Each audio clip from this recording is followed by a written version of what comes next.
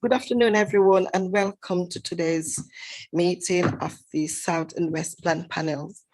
My name is Councillor Eileen Taylor, and I will be chairing today's meeting. Today's meeting is being live streamed on the council website YouTube channel, so that members of the public can observe the meeting without needing to be present. South and West Plan panels deals with applications from the south, northwest, and west of the city. The aim of the panel is to hear all relevant information from applicants, members of the public, and council officers, members of the panel to make their decisions. Could I now invite members and officers to introduce themselves, and please mute your microphone after you introduce yourself. Could I start it from the left? Thank you, Chair. Thank you, Chair. Michael Doherty, Principal Planner, Case Officer.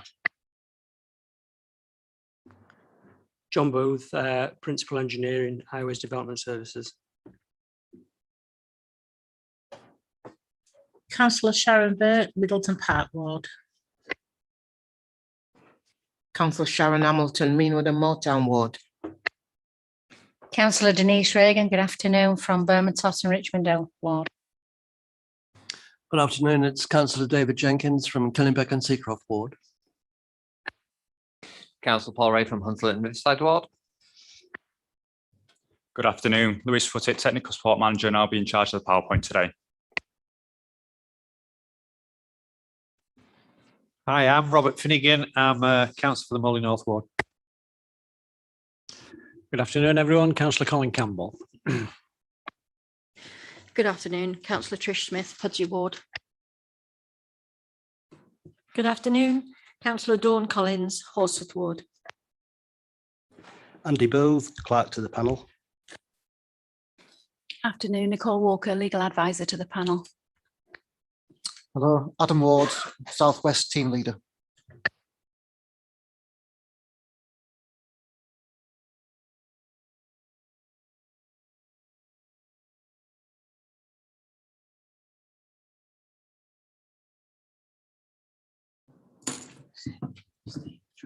And to my left, I have two officers who will be observing today's meeting. Would you like to say your names? Ellie Knowles in the South and West team. No. Danielle Cooper in the South and West team. Thank you. We'll now move to the agenda item 1. Clark. Thank you, Chair. Under agenda item number 1, there are no appeals against the refusal of inspection of documents. Under agenda item number 2, we have no items today which require the exclusion of the press and public. Under item number 3, I'm not aware of any late items of business. Under agenda item number 4, could I ask members if they've got any declarations to make? No. Okay. Under agenda item number 5, we've got apologies for absence for Councillor Anderson. Now, we do have Councillor Shamil nominated as a substitute today, but she's not arrived as of yet. Okay. We'll now move on to item 6, the minutes of the previous meeting held on the 26th of August. Does member accept the minutes? Councillor Reagan and Councillor Ray. Councillor Ray seconded. Councillor Reagan moved the minutes. Matters arising from the minutes. Does anyone take it? You've all read the minutes. I won't go page by page, but could you just highlight it if you have any comments on the matters around? No? Okay, thank you. So we move straight on to item 7, application for housing developments at Oldfield Lane in Worthley. Could we ask Nicole to clarify some points before? Thank you, Chair. This is just to remind members of a procedural point in relation to this application. So some members may recall that they've considered an application on this site recently and previously. However, that was subject to a legal challenge, and the council consented a judgment, so that decision was actually quashed. So in relation to that previous determination of the application, that should not be treated as any relevant material planning consideration in favour of granting the permission today. Today, you must consider all of the information before you and only what's before you in the report, in any background documents, and also listen to all representations that you hear today, but no regard should be had to what was discussed or what went before. Thank you. Thank you. I'll now call on the officers to present the report, Mike.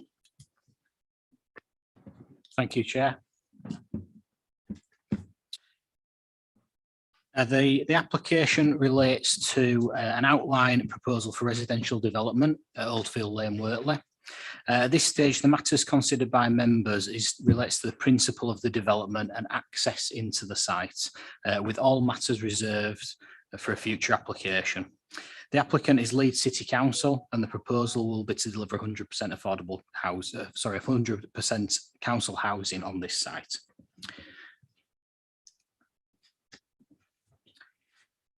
This is an overhead image of the site to show it in its context.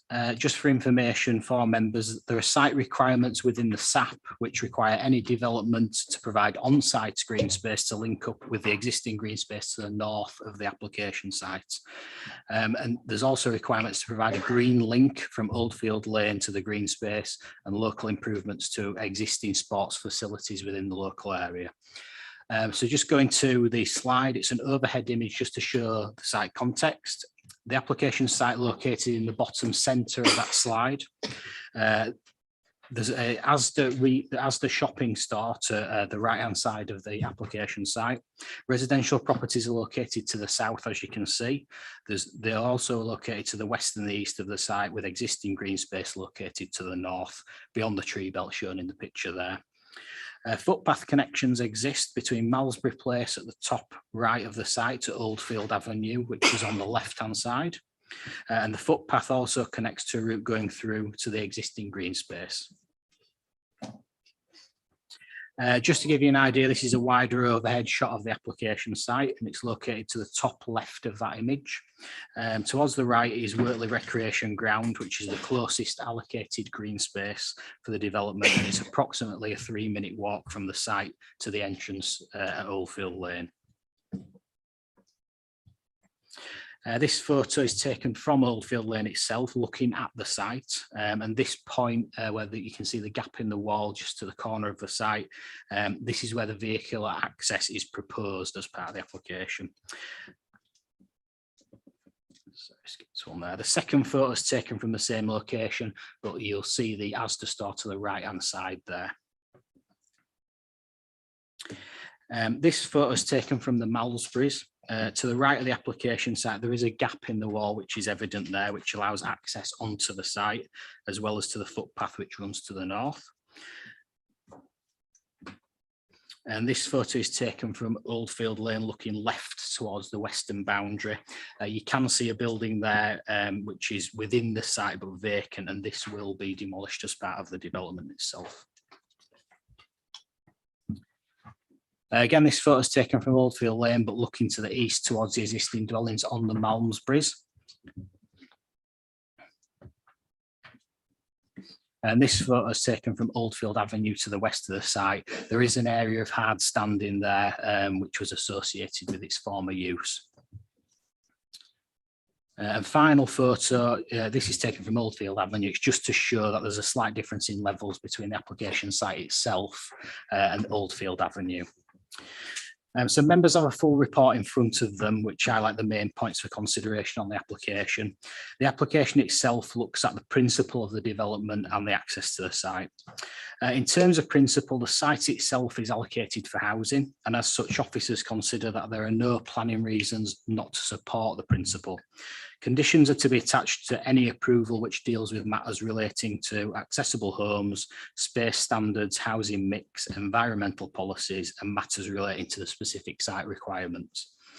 Regarding the vehicle access, this has been assessed by highways officers and there are no concerns raised. The internal roads, access arrangements, etc. will be dealt with via a reserved matters application. And as such, there are no highways objections to the application. Sport England have objected to the scheme. They proposal.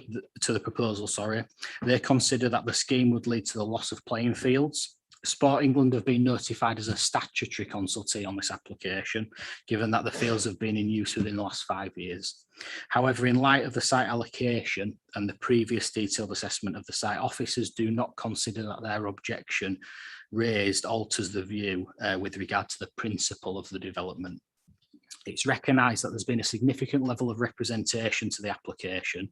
However, a large majority of these relate to the principle of the development, which, as mentioned, has been well established through the SAP and is now allocated for housing. Other material comments raised that are covered within the report for members to consider. And just to highlight, we have received some recent objections from all 3 ward members, which relate to the amount of green space within the ward and how this was calculated during the SAP. Issues of site ownership, school places and capacity of the neighbouring primary schools, the need for highway improvements to surrounding roads to cope with the additional traffic the development could create, and concerns about the footpath into the Malmesburys and antisocial behaviour associated with that. Finally, there is a gas pipe running through the site, which ward members have highlighted, and that is highlighted through the actual site allocation. So any development would have to be in conjunction with consultation with Northern Gas Services. In addition, a late representation has been received from Councillor Illingworth regarding the following. And there's concerns regarding the council's playing pitch strategy and concerns regarding the data used to actually compile that strategy. The data officers consider that this data has never been taken through a statutory process of adoption formally by the council or passed through any governance planning procedure that vests it with the authority, and therefore officers consider that limited weight can be given to the playing pitch strategy. And the playing pitch strategy is currently being reviewed by the authority. So just to conclude for members, the site is allocated for housing. There are no objections to the principle of the development, and the proposed vehicle access to the site has been assessed with no objections raised from highways colleagues. Obviously, subject to conditions, the application is recommended for approval, subject to the referral to the Secretary of State. Nothing further to add, Chair. Thank you. Thank you. I have 2 members of the public who, one will speak on the objection and one will speak in support of the application. First, can I call Claire Oley, who will speak on the objection of the application? O'Keefe. Okay.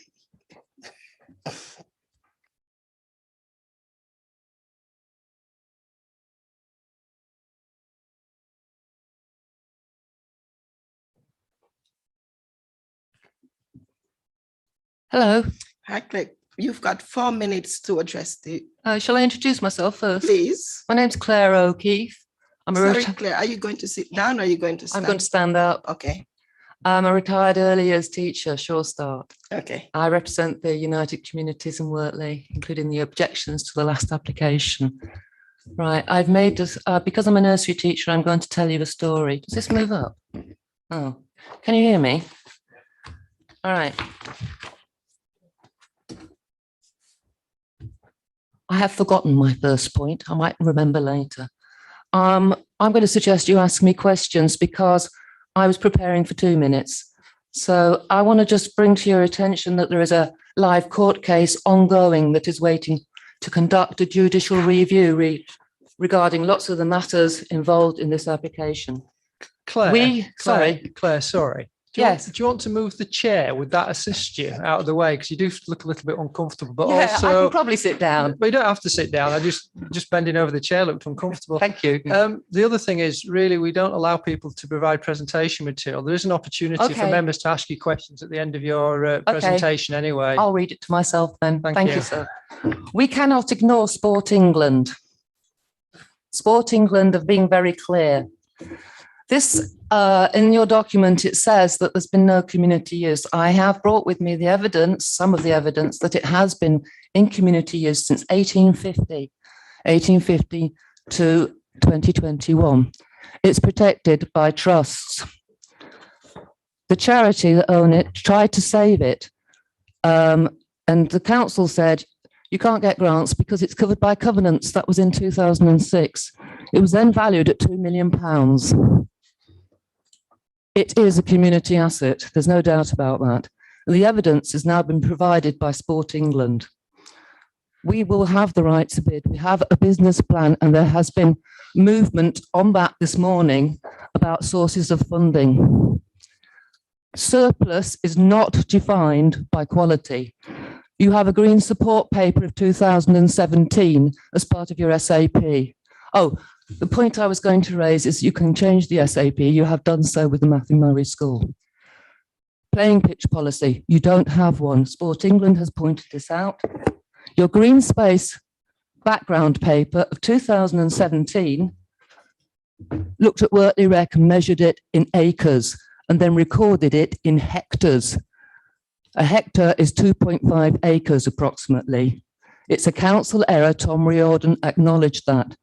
The deficiency of outdoor space, sports space in Wortley is about 12 acres.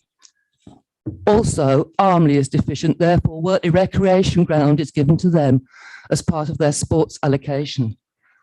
Also, Holbeck, even Moortown, across the whole of Leeds, there is a deficiency in outdoor sports provision, and this is in a global health pandemic. What we have done in our community is a miracle. What you saw this morning was done by Grandma with a lawnmower.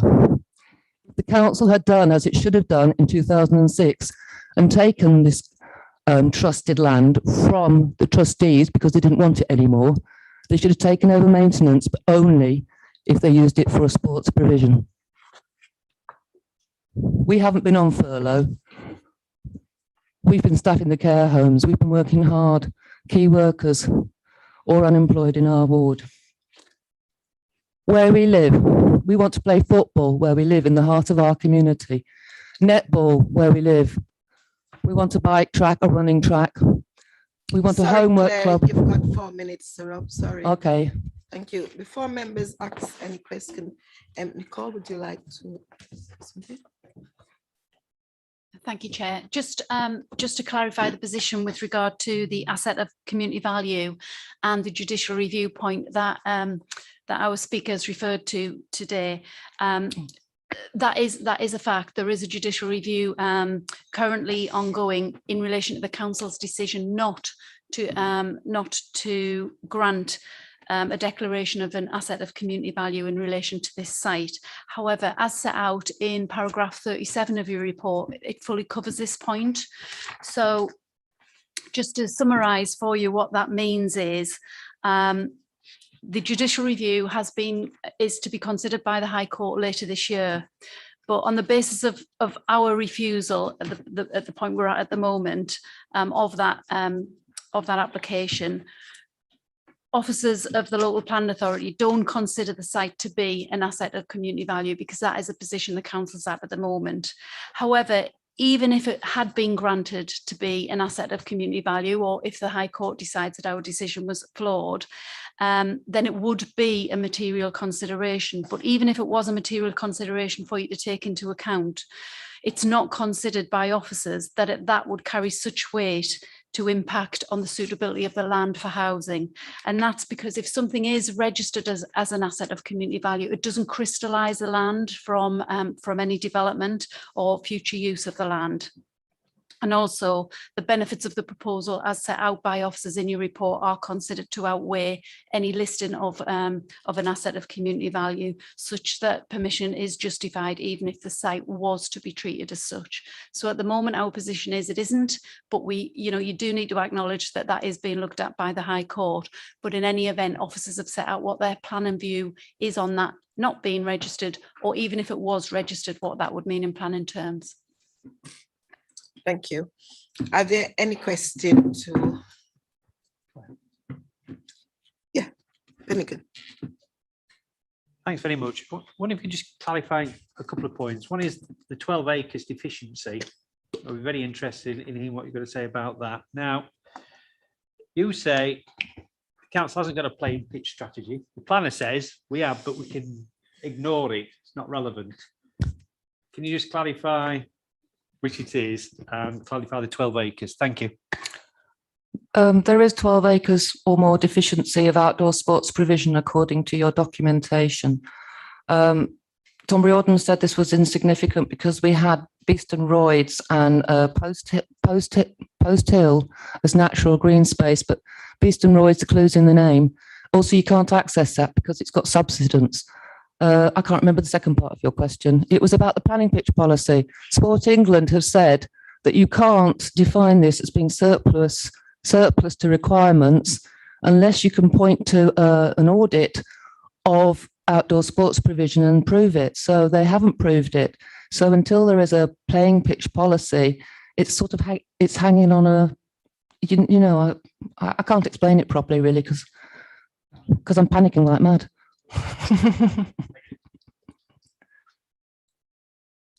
Councillor Collins. Thank you. I have a couple of questions. If you use Google and you look at Workley Recreation Ground, it does appear to have 5 pitches on its site. Do you agree with the way I'm interpreting Google? And the second is, if the community were able to take over this site rather than it be developed for affordable homes, would you require the whole site or a fraction of a site? And how long before you have a business plan and a business model for that site? We have a business plan and a business model already, and we know where to get sources of funding. As regards Wortley Rec, they'd have put another pitch on there. There are 5 altogether. It's not a football pitch, it's a ski slope. You spend more time chasing a football in a gale force wind. There are no toilets, no changing rooms, no parking. And it's not in the heart of our community. It's actually up a hill. It doesn't feel part of our community. Also, and certainly not part of the community of Armley, where St Bartholomew's is above, which is directly part of the area around our proposed multi-sports facility.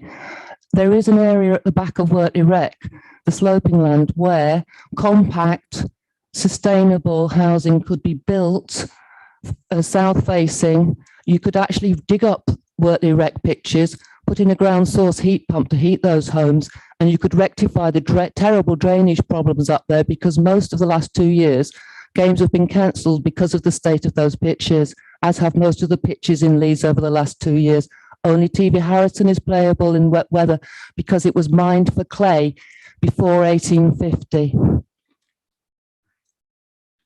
Can I come back to, so your business plan then, is that a group of you have actually sat down and thought about it, or do you have a document yet? Do you have a formal community group with that's constituted? Where are you actually with that though, please?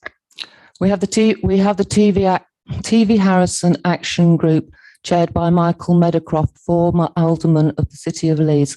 We have a business plan drawn up by a local business community, and we have looked at sources of funding. This morning we have heard of a very serious offer from one of the 3 local clubs, amateur clubs, that would like to base there, and it's very hopeful that we can actually gain sources of funding. I don't want to say too much more because it might be confidential, but actually it's very live and it's very viable. And Councillor Campbell.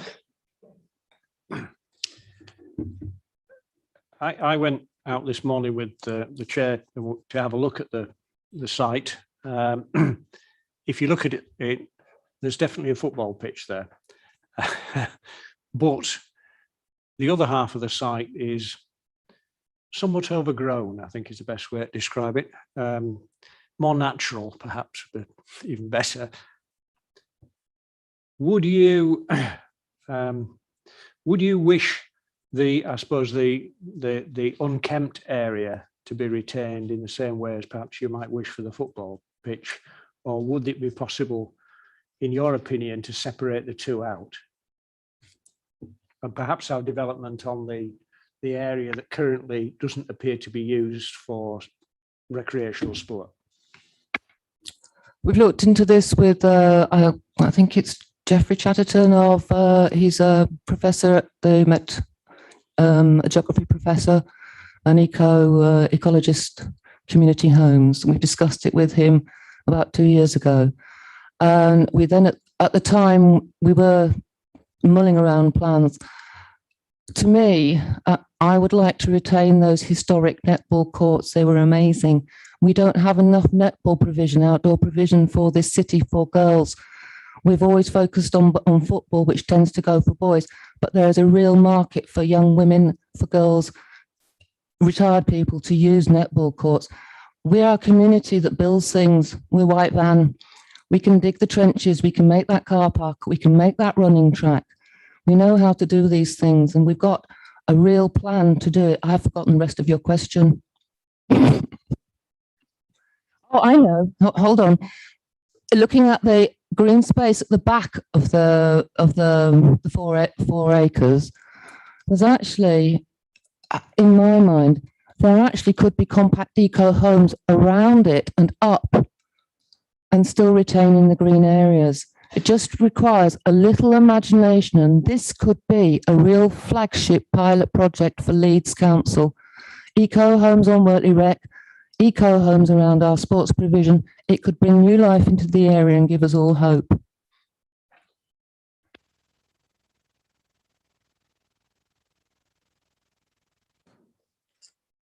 Hi Claire, can I ask, there's lots of amateur sports clubs in and around that area, and I know some of them have been looking for a home, in inverted commas, for a long time. So can I ask why they've not been approached in previous years? And I actually know one of them was about 15, 16 years ago. So if that ground is so well used and so valued, why weren't the amateur clubs in that vicinity encouraged to come and play there then? That's an excellent question. That's really the heart of the matter. Clubs did approach the charity, and the charity said that they would have to buy it, and the price would be, can you hear me? 2 million. So amateur clubs didn't have that sort of funding. It isn't the finest hour for the charity, really. We'd like to put that behind us, but there are 3 clubs, or 4, now looking to work with the community on that pitch. I can tell you who they are if you like. One is Bramley Buffaloes, Wortley Juniors, Armley Christchurch Football Club, and I think a Kirkstall Junior group are all looking for somewhere to base and play. And if you know about the pitches in Leeds, over the last 2 years, it's been a struggle to get games, especially for young people, on the pitches because of waterlogging. It's been a real issue. So there is a need, there is a market, there is a demand. Does that answer your question okay? Yes, thank you. Can I just ask you one supplementary? If it was going to cost £2 million then, I have no idea what the value is now, but that sounds a substantial amount of money to me to be able to find, especially for an amateur sports club or clubs. Are you confident that you'd be able to secure that amount of funding now? In 1930, public subscription bought this playing field from Threat of Development by Inghams, who owned it at that point. So we would raise that money by public subscription. You also need to perhaps consider how much the council are paying for this, paying the charity for this land at this moment in time. And is this a good use of public funds, bearing in mind you've had to pay our legal costs approaching 20,000 already in 2 cases? Thank you. Is there no more questions? Thank you, Claire. Could I now call on Lane Brooks in support?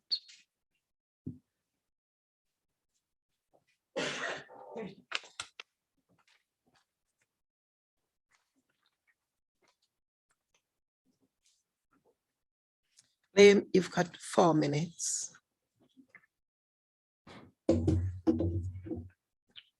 Thank you, Chair. My name is Lynn Brooke and I'm a Senior Project Officer for the Council Housing Growth team. Unfortunately, Laura Whitehead, who was the project lead for this scheme in the Council Housing Growth team, who was registered to speak today on behalf of the application, cannot be with us today due to a family emergency that they're having to deal with. I will be supporting the planning application for the site at Oldfield Lane in Farnley and Wortley Ward. Today, there are 5 key points I would like to make in support of our application. The first point I would like to speak about is a site allocation. This site has a housing allocation as per the site allocation plan, originally identified in 2013 and confirmed in 2019, following extensive consultation. Our scheme will address all the requirements stipulated within that site allocation plan. These requirements include providing on-site green space, improving access to and through the site, and making an off-site contribution to enhance the green space and sports facilities within the ward. My second point today is housing quality. The Council Housing Growth Programme is something to be proud of. We have set a very high standard within terms of build quality, amenities, and creating homes and places that people can thrive in. The new homes will be highly energy efficient and use alternative energy sources to fossil fuels, which support our climate emergency aspirations. The homes will exceed the requirements on building regulations and ensure compliance with EN1 and EN2 of planning policy. This will result in homes having a low carbon impact in the long term. The third point I would like to make is housing need. There remains an acute need for good quality, affordable housing across the city. In the Farnley and Wortley ward, there is a waiting list of over 500 households seeking a home. Over 100 of those households are in the highest priority banding and desperately need good quality, affordable accommodation. There are no other council-owned sites identified in this part of the city to help address the needs of those families that want to stay in the ward close to family, friends, and support networks.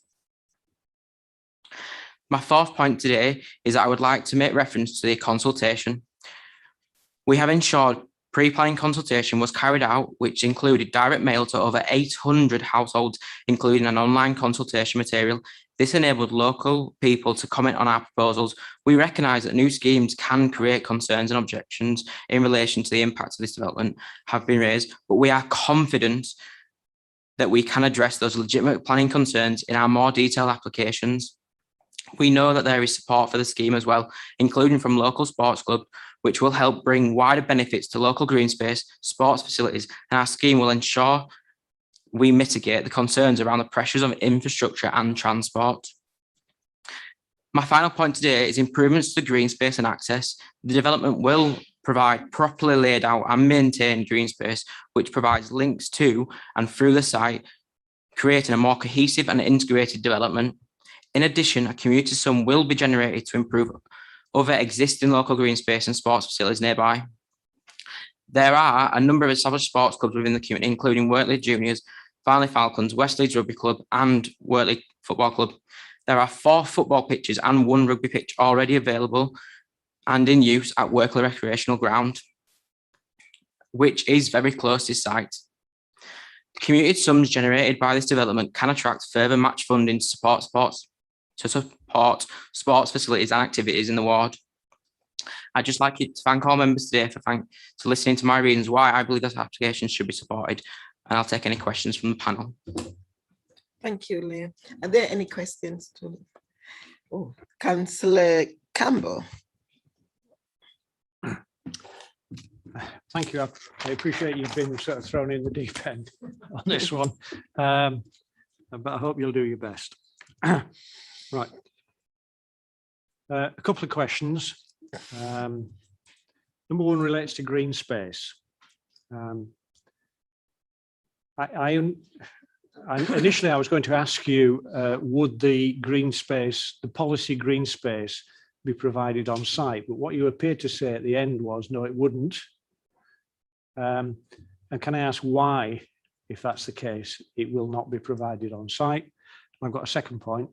You talked about effectively building houses that were, I think your phrase was low carbon impact.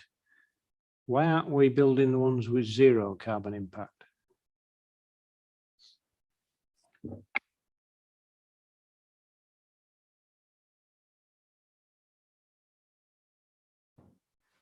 Thank you, Councillor, for the questions. The on-site green space will be delivered in line with planning policy. The landscape and scope of the enhancements will be delivered on-site and include in the reserve matters application. The green space provided on-site will introduce new enhanced existing networks on-site to encourage cohesive and integrated development. It's part of the SAP allocation to provide an offsuit commuted sums. So actually, it won't be provided on site.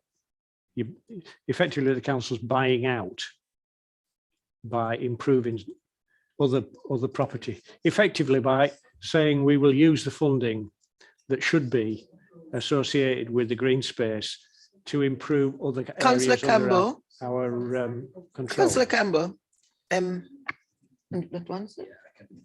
Yeah, I think I can provide some clarity on that. Like I say, it's outlined at the moment, but I think the intention is to provide on-site green space. But the development itself then obviously creates a further requirement, which contributes the split between the two for an off-site contribution. Sorry, can we just bottom this because it's important?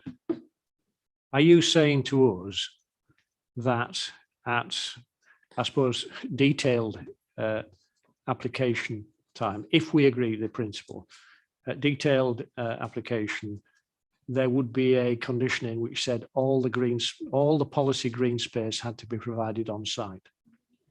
Not all of, that's not what. No.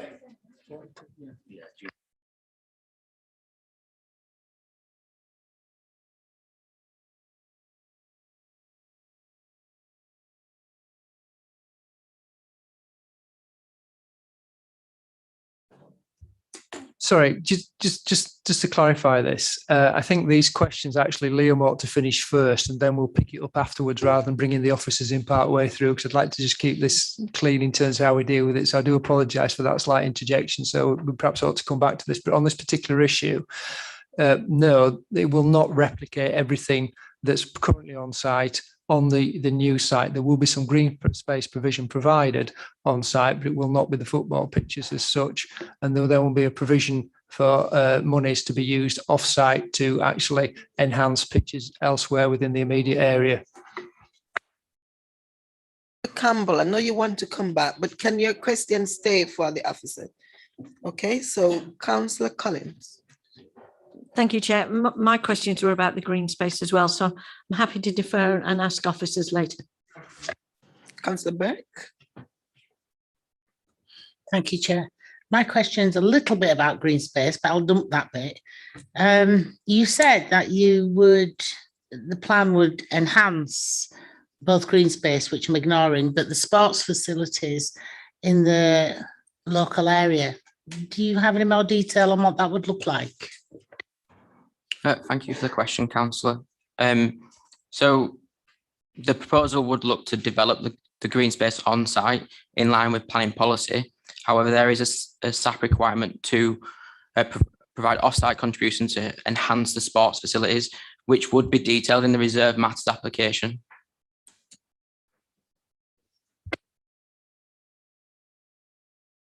Sorry, Chair, did the council like a further contribution towards a zero carbon impact question? Oh, or have we deferred that? So in terms of low impact, alternative energy sources are being explored currently, such as ground source and air source heat pumps, to reduce the overall impact of the homes and environment. In addition to the homes, there will be firmly efficient, reducing the overall carbon footprint of the homes and the bills to the actual resident. There are studies which suggest that homes built in this way could have a carbon output of 62% lower than expected building regulations currently. Sorry, just to add the comment that I made before in terms of clarification on Councillor Campbell's point. The application does actually satisfy the local plan policy G4, which is afforded significant weight in regards to the provision on site and the sum off site, and it further complies now with NPPF paragraph 99, which again is another material consideration that weight should be given to by members. Thank you. Are there any other questions? No? Thank you, Leah.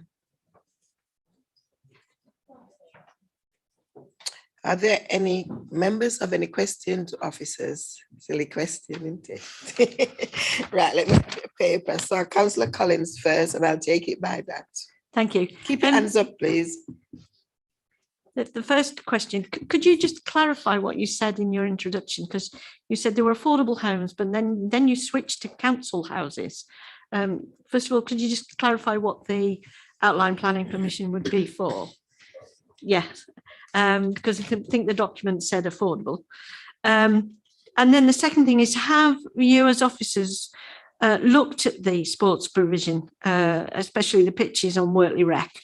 And if they are of poor standard because they get boggy or are on a slope, has anybody looked at how much that would actually cost to bring those up to a better standard so that they could be used all year round a lot more?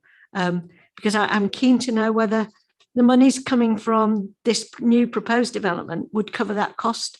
Because I think that would be part of the mitigation if we could get those the pitches on the Rec up to a better standard. I think that would benefit local people. Yeah, certainly, Councillor. Sorry, yeah, it's a fund, 100% affordable housing, basically, is what the development is proposing. So they're all affordable units that are going to be placed on that site.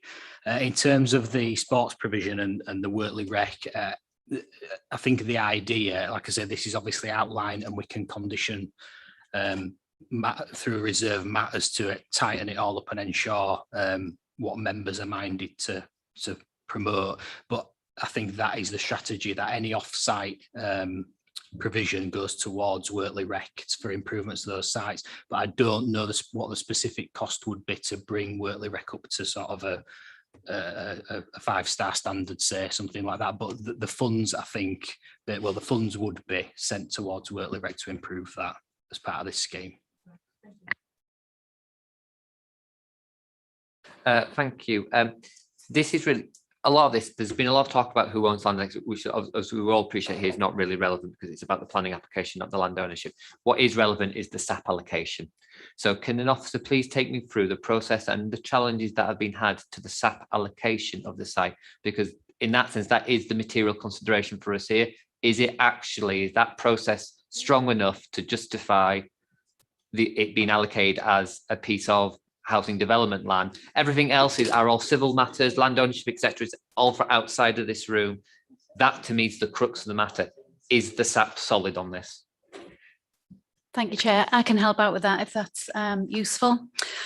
So yes, members will be aware that the SAP was adopted after an extensive couple of year lead-in period, and it was adopted after a 3-week public examination in July 2019. And as part of that, the SAP looked to allocate sites that were considered by the council and then the inspector as being sound and appropriate to deliver housing. This was one such site, and as part of finding out whether that's sound as being an allocation, matters such as all of these things and existing use are considered. And at that time, it was considered to be an appropriate and sustainable site for housing in the relevant housing market characteristic area. Now, if mitigation is considered necessary before allocating a site, then site requirements are imposed in relation to that. So in other words, this can be a housing site subject to these things being considered. And as you've heard today from officers, there were some site requirements that were required. They're set out in your report at, just let me get, at paragraph 24. And so the inspector said this site is sound to be a housing allocation, but it is subject to the need to provide on-site green space. And as we know, our G4 policy requires that in any event, a green link connecting Oldfield Lane to the on-site green space so that it becomes easy for people to access. And that existing sports facilities should be relocated in the Leeds and or local improvements to existing facilities in the local area of the site. So they recognised, the inspector and the council recognised that there was some green space on there and that it would need to be re-provided, and that is where the commutism towards that re-provision comes in. Now, members will also be aware that the SAP was subject to a legal challenge, but that was only in relation to the former green belt allocations. This site does not fall within that challenge, and therefore remains as a sound adopted site within the SAP. That is the council's development plan, which is the starting point for members to consider today. You have to consider whether the great weight that you should attach to that is outweighed by anything else. And other things that, as set out in your report, need to be considered is the weight that's to be attached to a statutory objection, which is from Sport England. But as we explained and as set out in paragraph 38 onwards, the officers set out what their view is in relation to that Sport England objection. They have afforded great weight to that objection, but they still do not believe that in the whole circumstances of what this application brings forward and the fact that it is an allocated site within the plan, that objection of itself outweighs a recommendation for approval.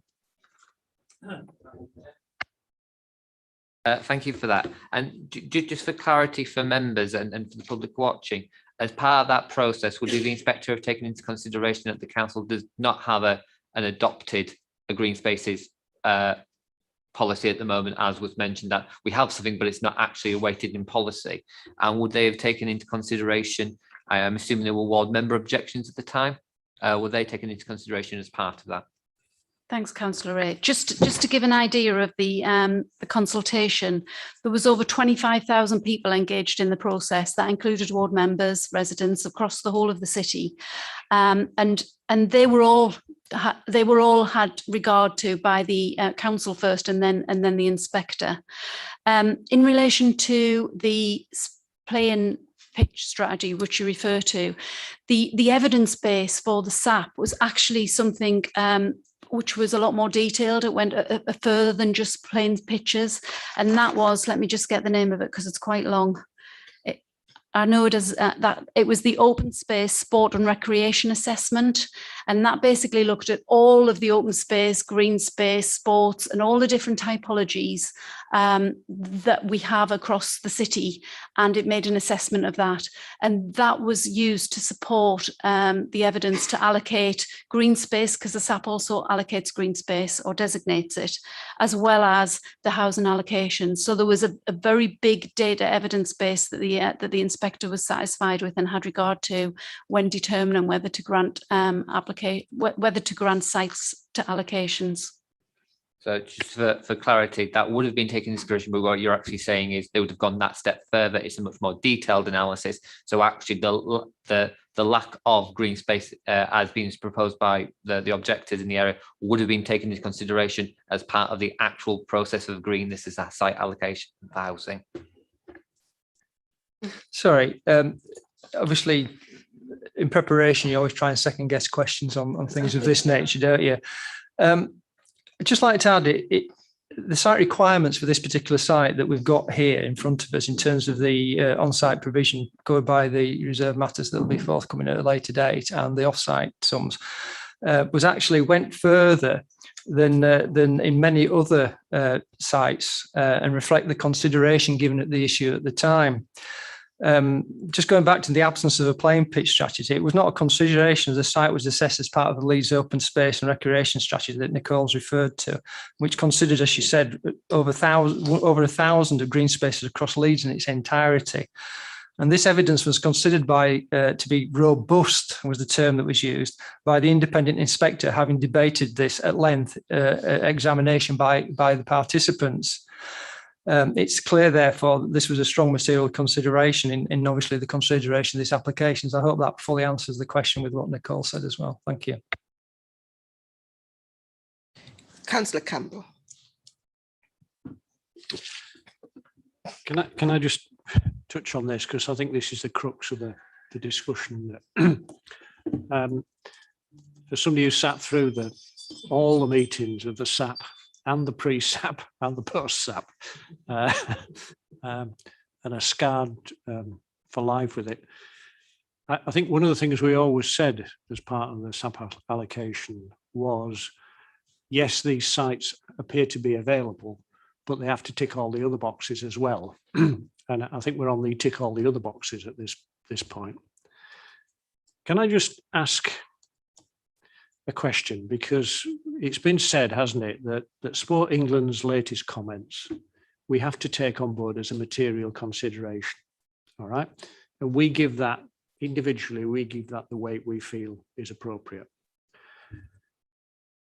You then said there was some discussion about it going to the Secretary of State. Would that be the place where Sport England, for example, would make another plea bid to get the policy overturned, but sorry, the application overturned, or if we decide to set aside Sport England's objection, is that it? Meaning, what I'm really saying is, does Sport England get a second chance? Thank you, Chair. The process is actually notifying the Secretary of State, and the reason we need to do that is because a statutory consultee has objected. So that's the reason. So we notify the Secretary of State that we are, if members are so minded to grant permission, that we would be minded to grant permission, but we need to bring to their attention that there has been an objection by a statutory consultee. And then we have 21 days to wait. And during that time, the Secretary of State would decide whether they thought it was appropriate to call in the application so that one of their inspectors could consider whether to agree with our position or not. If they don't call it in within 28 days, then the local planned authority is permitted to grant permission if that's what the panel decides to do today. Is that okay, Councillor Campbell? Any more questions? Councillor Finnegan. Thanks, Chair. What's the legal officer? Why was the original decision quashed? Why are we back here again at that particular point? I'd like some clarity on that. A couple to the planning officer. Para 99 of the MPPF talks about better provision in terms of quantity and quality. So it ain't just about dealing with the drainage in other places. It's actually saying, all right, we're losing a pitch, here's the new pitch. So where's the new pitch going? Can somebody confirm that? Can the planning officer confirm that the playing pitch strategy isn't worth the paper it's written on and we just ignore that, regardless of the fact that it's council policy, apparently? And in terms of the open spaces document, the long title document that the chief legal officer, the legal officer raised at this particular book, did that confirm the 12 acres deficiency in terms of green space in the Farnley and Wortley ward?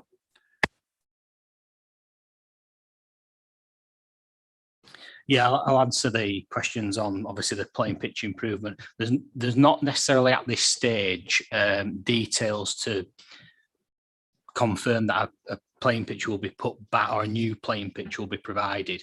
As I sort of alluded to earlier, the off-site sums generated by this development are going to enhance and improve other pitches within the locality, which is one of the requirements of the SAP, basically. So I think that is the strategy, which obviously subject to reserve matters and details coming back to members later, notwithstanding this, which is for outline and access. That would have to be considered, obviously, as part of those applications, and if that makes sense.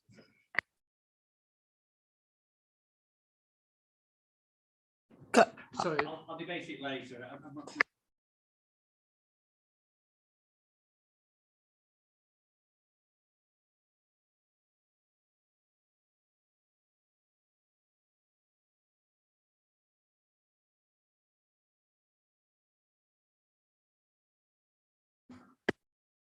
Sorry, there were other issues, weren't there, that were addressed. The PPS is effectively data that informs policy, so it's not policy. And that's why the reference was made to its lack of weight in the decision-making process. It's not actually policy, the PPS. It's basically a data set. Well, it's information that would inform a strategy. So yeah, maybe the terminology is not correct, but that's basically what it is. And in terms of the deficiency, We've looked at this again, obviously, because of the question, because I can understand why that's been raised. But advised by policy colleagues who, of course, are more involved in this than I am, that actually this was effectively how can we put a disagreement in the interpretation of the data that was put between ourselves and such as the objector. You're still confused, Councillor Finnegan, but I'll leave you to still confused. So Family Wortley's got too much green space or not enough. Is it 12 acres deficient, or has he got so much that he can afford to lose this pitch?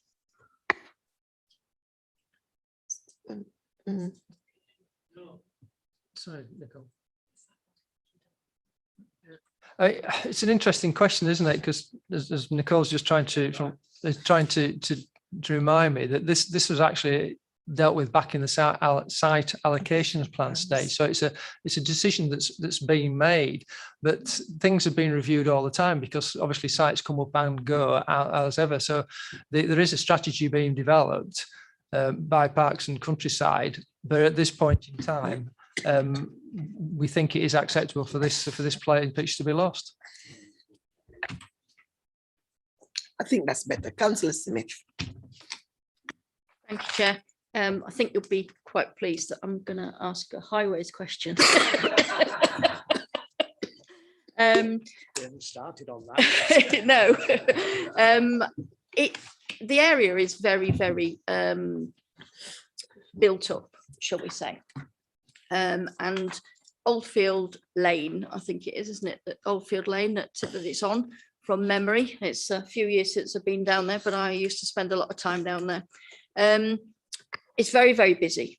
It's one of the main thoroughfares in and out of the city.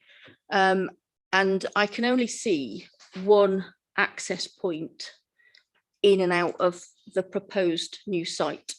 So I just wondered what was the thought process behind that. There's a lot of traffic around the Ouster site. You've got a pub there, so you're going to have on-street parking. Although we don't drink and drive, people don't always go to the pub to drink, so they do sometimes go in the car. So I just wondered if those things have been taken into consideration, please. The last thing we want is to create a bigger highways headache than the neighbours already have at this stage. Thank you.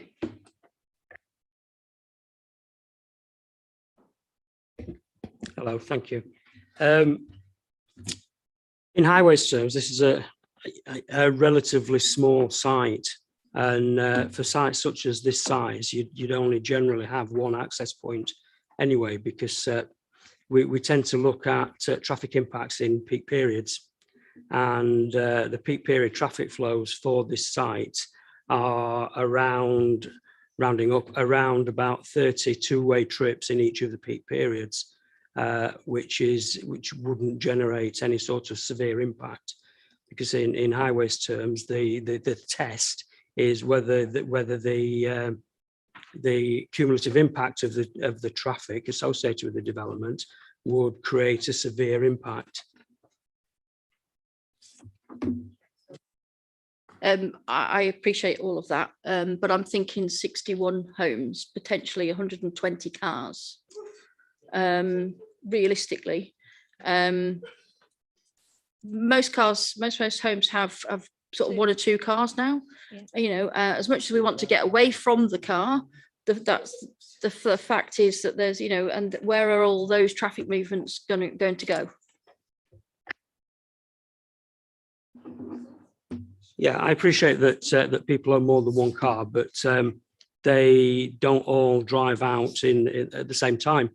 So in this case, or in every case really, with a residential development, we use the TRIX database to determine trip rates for a development, and we apply those rates then to developments. And in this case, as I said, the peak period trip rates for two-way trips are around 30. So if I just have a look at that for a second. Yeah, that's in the morning, that's 9 vehicles arriving and 20 departing. So you've got 20 cars coming out during the morning peak over that hour period. Some of them might be, they won't be evenly spread over the hour, but obviously they won't all go at the same time as well. So we're talking about 20 vehicles leaving there in the morning and hitting the morning peak. Yeah, just to further probably add a bit to that, the indicative plan which the applicants have submitted, it does show potential access from the Malmesbury's, which is on the other side as well. So the main entrance exit obviously would probably be off Oldfield Lane, which is indicated within this, but there is provision for another one, possibly dependent on the reserve matters. And obviously on the note of the 61 number within the SAP, again, that's indicative. And I would imagine that given all the other policy requirements of the site green space, etc., which has been discussed, to get 61 on there and address those other considerations, it would likely be less than 61 units, I would imagine. But that is again caveat subject to the reserve matters, design, layout, etc.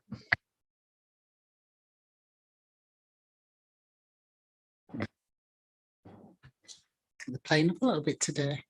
I think this is probably one for yourself or maybe Steve. Nicole, yeah, sorry, I couldn't remember. Nicole, I know we've talked about the land being agreed under the SAP and fully appreciate how important that is.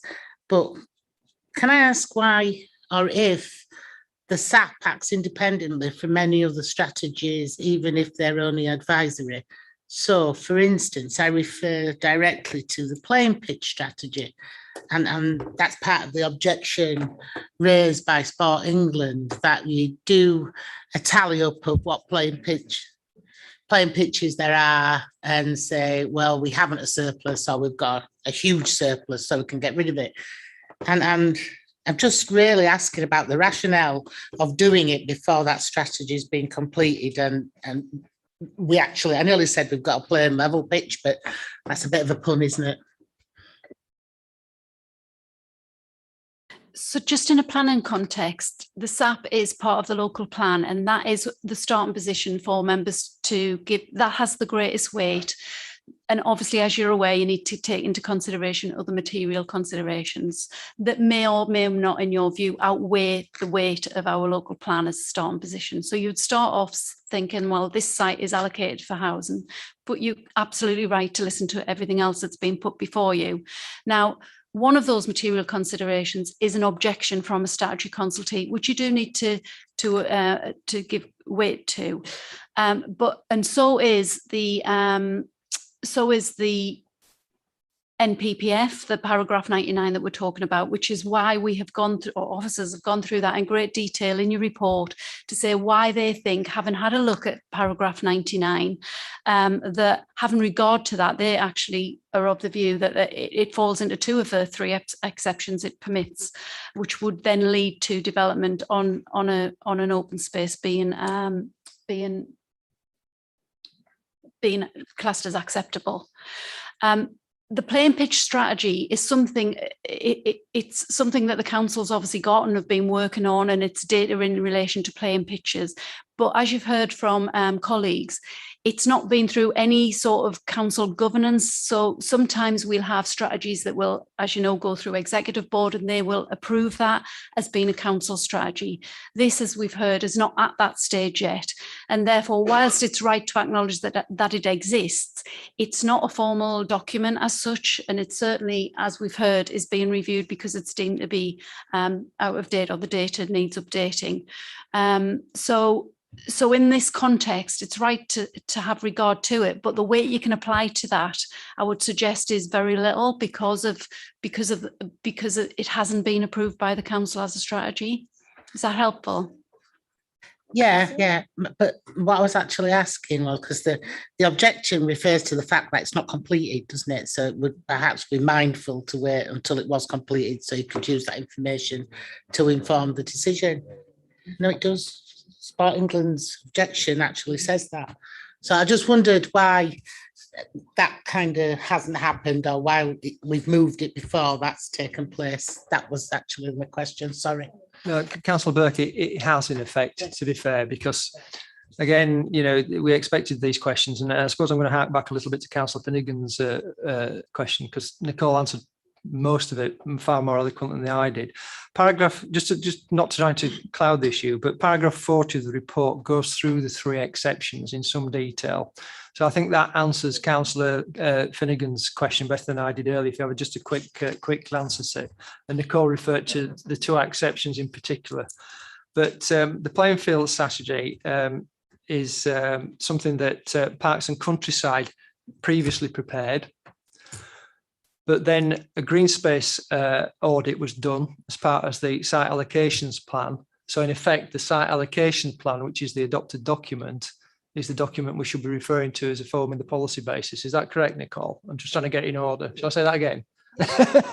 Sorry. So I just said that to answer the latter question from Councillor Burke, the playing field strategy is something that was produced by Parks and Countryside and was previously prepared by them. But then as part of the SAP, we did a green space audit, which took into account all these thousands of areas that I referred to previously that forms part of the SOP, which of course is the adopted document that's in front of you in terms of the council policy. And this is why I referred to the PPS actually being a data set that informed further decision making that actually ultimately was agreed as part of the SAP, and as I say, went through that robust process of consultation, etc. That okay? And also, the local planning authority have an obligation to assess and consider and determine planning applications within a statutory timescale.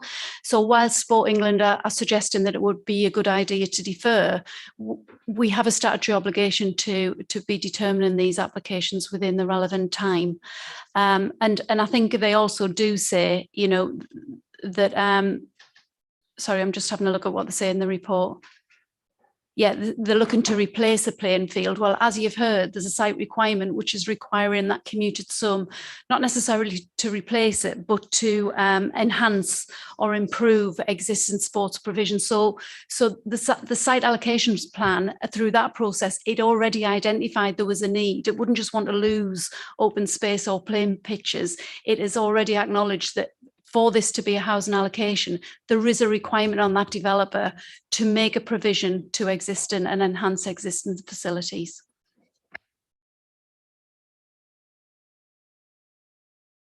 Thank you, Chair. Oh, sorry. The 61 homes that we're talking about, the 61 comes from the SAP, and the SAP just bases the square meterage and does a finger in the air calculation regarding the 61. Can we actually put in a condition though to make sure that it is no more than 61? I'm just concerned that we quite often have developers who come back and start using the viability term and want to put more on a site than we've initially proposed. And we did have that with 100% affordable homes in Horsforth. So if we are minded to accept this outline planning application, can we do that? And can we also condition that it will be 100% affordable homes? Thank you.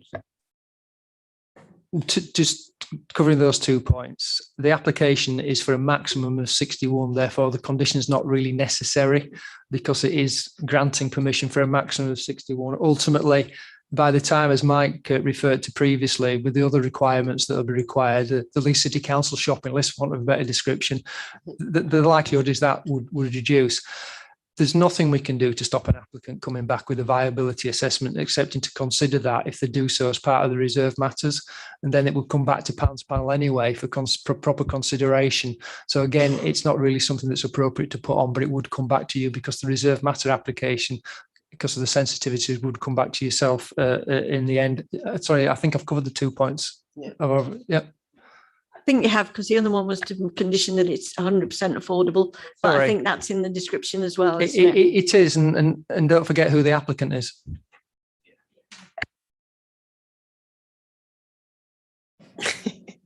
Okay. Oh dear, I was going to stop question, but I got to be fair and give Councillor Jenkins. Councillor Campbell already asked question. Okay. I'm not sure if this is applicable or not, but so I'd like to acknowledge the passion and desire of the residents who want to keep their sports field, and acknowledge also that probably it's not a very level playing field in terms of the council versus the local people. But my question in a way is about the Leeds School Sports Association, which is the 75% ownership of this land, as far as I understand. So I was wondering what sort of discussions have been with the Sports Association. Its objectives seem to be, from 1920 as amended, to promote and assist the form of athletic activity which tends to improve the physique and morals of children attending the schools of the city, and more importantly, to endeavour to secure better facilities for playing games in open spaces and secure adequate equipment for games in all schools. And its turnover I think the last 2 years was around £50,000. If the council is going to buy this land from the Sports Association, that might increase their income substantially. And what discussions have there been that they should pursue their objectives to improve the facilities of sports facilities within the city?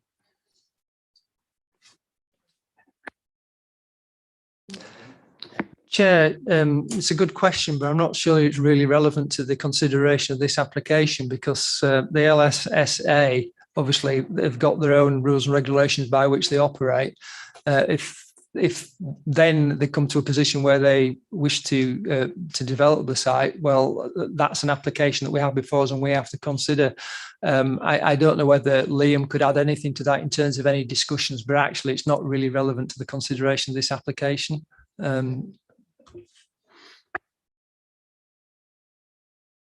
I think all members are getting confused. So let me go to comments now. Anyone have any comments, Councillor Campbell? Well, I was going to get a quick question in. Councillor Campbell, don't I'm determined to do it because it was a throwaway line. But I asked for comments. I can refuse it. It's a comment which sounds a lot like a question. Right. Okay. Right. There was a throwaway line about a possible vehicular access to, is it Malmesbury Place? The print's a bit small. Having been on site today, I think I wouldn't regard that as a very good access point, given the narrowness of the road and the fact it was parked on both sides. But if that's so, shouldn't the red line be different on here? Because to get that access would require taking land which currently is green space, which presumably belongs to the City Council. That's the bit that sounds like a question. If we're on to the comments, as I think I've said already, the SAP was a long drawn out process. It went through a lot of registrations. It went through the inspector, and I think the view was that these sites were available, but it was very clear from day one that these sites were only available if they ticked all the boxes. And I think with hindsight, this issue of the playing pitch has come up, which wasn't taken into account during the SAP discussion, but is a factor which I think we need to take into account because Sport England have raised it. And we're back on this issue about how much weight do I give to Sport England's comments. Now, I'd originally looked at this on Google Earth, which is useful at times, but I don't think anything beats a site visit. And those of us who were on site today will say quite categorically, this is a football field. Half that site is a football field. It's laid out as a football field. There's some floodlights which may or may not work, but there's goalposts, it's marked out, and it's patently played on. So to the layperson and to Sport England, I suppose, it's a playing pitch. And therefore, I have some concerns because we haven't been able to bottom this discussion about whether there's a shortage of green space within Wortley or not. It would seem from my casual observance of Wortley that, like everywhere else in the city, quite frankly, there isn't enough green space. Certainly there isn't enough publicly accessible green space. I don't think any ward has that. And so I have some concerns that we are losing what appears to be a football pitch that's used. I appreciate that the well, it's slightly more than half of the rest of the site is in a wilder state and probably isn't being used as a public area of green space, though I think there was a reference to proper green space, and I'm not 100% certain what proper green space is. So from my point of view, I'm really having problems supporting the application. I know that there's a demand for housing. I understand that. And particularly there's a demand, a huge demand for affordable housing. But I'm not certain that simply because that's a good point, we should do a bad thing, which is lose a green space. Now, I worry that when we talk about taking commuted sums to improve other areas, what we're actually getting is a loss of green space, a net loss. So at the moment, we've got a pitch there that will go. Others will be improved, yes, but it's a net loss. And so at the moment, I'm really struggling to put my hand up and support this. Not because I don't think that there's a housing need, and not, I don't think, because you couldn't develop at least half that site and probably more for housing which ticked all our boxes. I just worry about the loss of this. Thank you, Chair. Yeah, but please. Yeah, it was a bit of a mixture, that one, wasn't it? And I feel a bit rusty, actually. Having not been in here for nearly 2 years, it's, you know, everybody else is feeling a bit nervous. I think I am actually unusually for this. But to try and address that comment, I'll just refer back to paragraph 40, which goes through the 3 exceptions. But before I get to that, it's interesting, isn't it, that when you look back, that Sport England themselves initially didn't consider themselves to be a statutory consultee. It was the City Council that had to point out that they were a consultee and therefore they needed to respond upon it, which they've done so. And you would expect them to actually refer to the loss of a pitch with a negative as they have done so. But I think a full and robust assessment was taken out. I said paragraph 40 judges it against the exceptions in paragraph 99. And obviously I wasn't actually part of the assessment, but it talks about the quality of the pitch and acknowledges that there are issues with it, certainly at the time that this assessment was done. I don't want to read it all out, but it talks about, in part A, carried out extensive assessment work regarding all public and private green space to underpin green space designation. The assessment scored all open spaces out of 10, with Oldfield Lane scoring 0.66 out of 10, so not even 1. This is also echoed within the Leeds Gateway SPD, etc. It goes on a bit, and then it makes reference to other pitches that are available in better condition nearby. And ultimately, the consideration was made that the open space was so poor that it did not provide a meaningful function as green space as far back as 2010. It's only recently, obviously, that the community is taking it on board. I did walk across it, actually. The grass is not particularly good quality, but that's only my own particular view. So I do think it was properly considered in terms of the adequacy of this.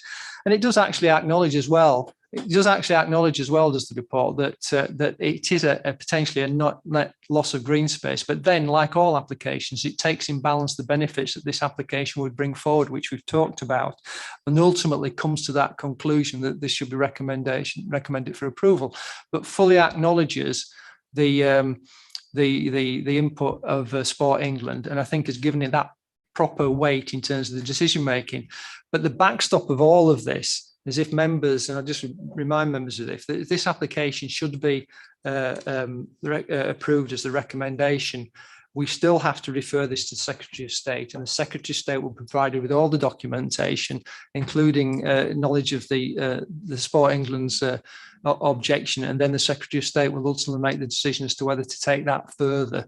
So I think all of those points have been closed off as far as reasonably the City Council could actually do.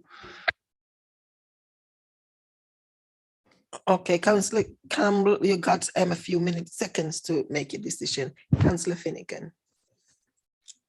Thanks, Chair. Perhaps Sports England were too busy on their own playing pitch strategy to figure out they were statutory consultees. They're as confused as I am about the whole thing.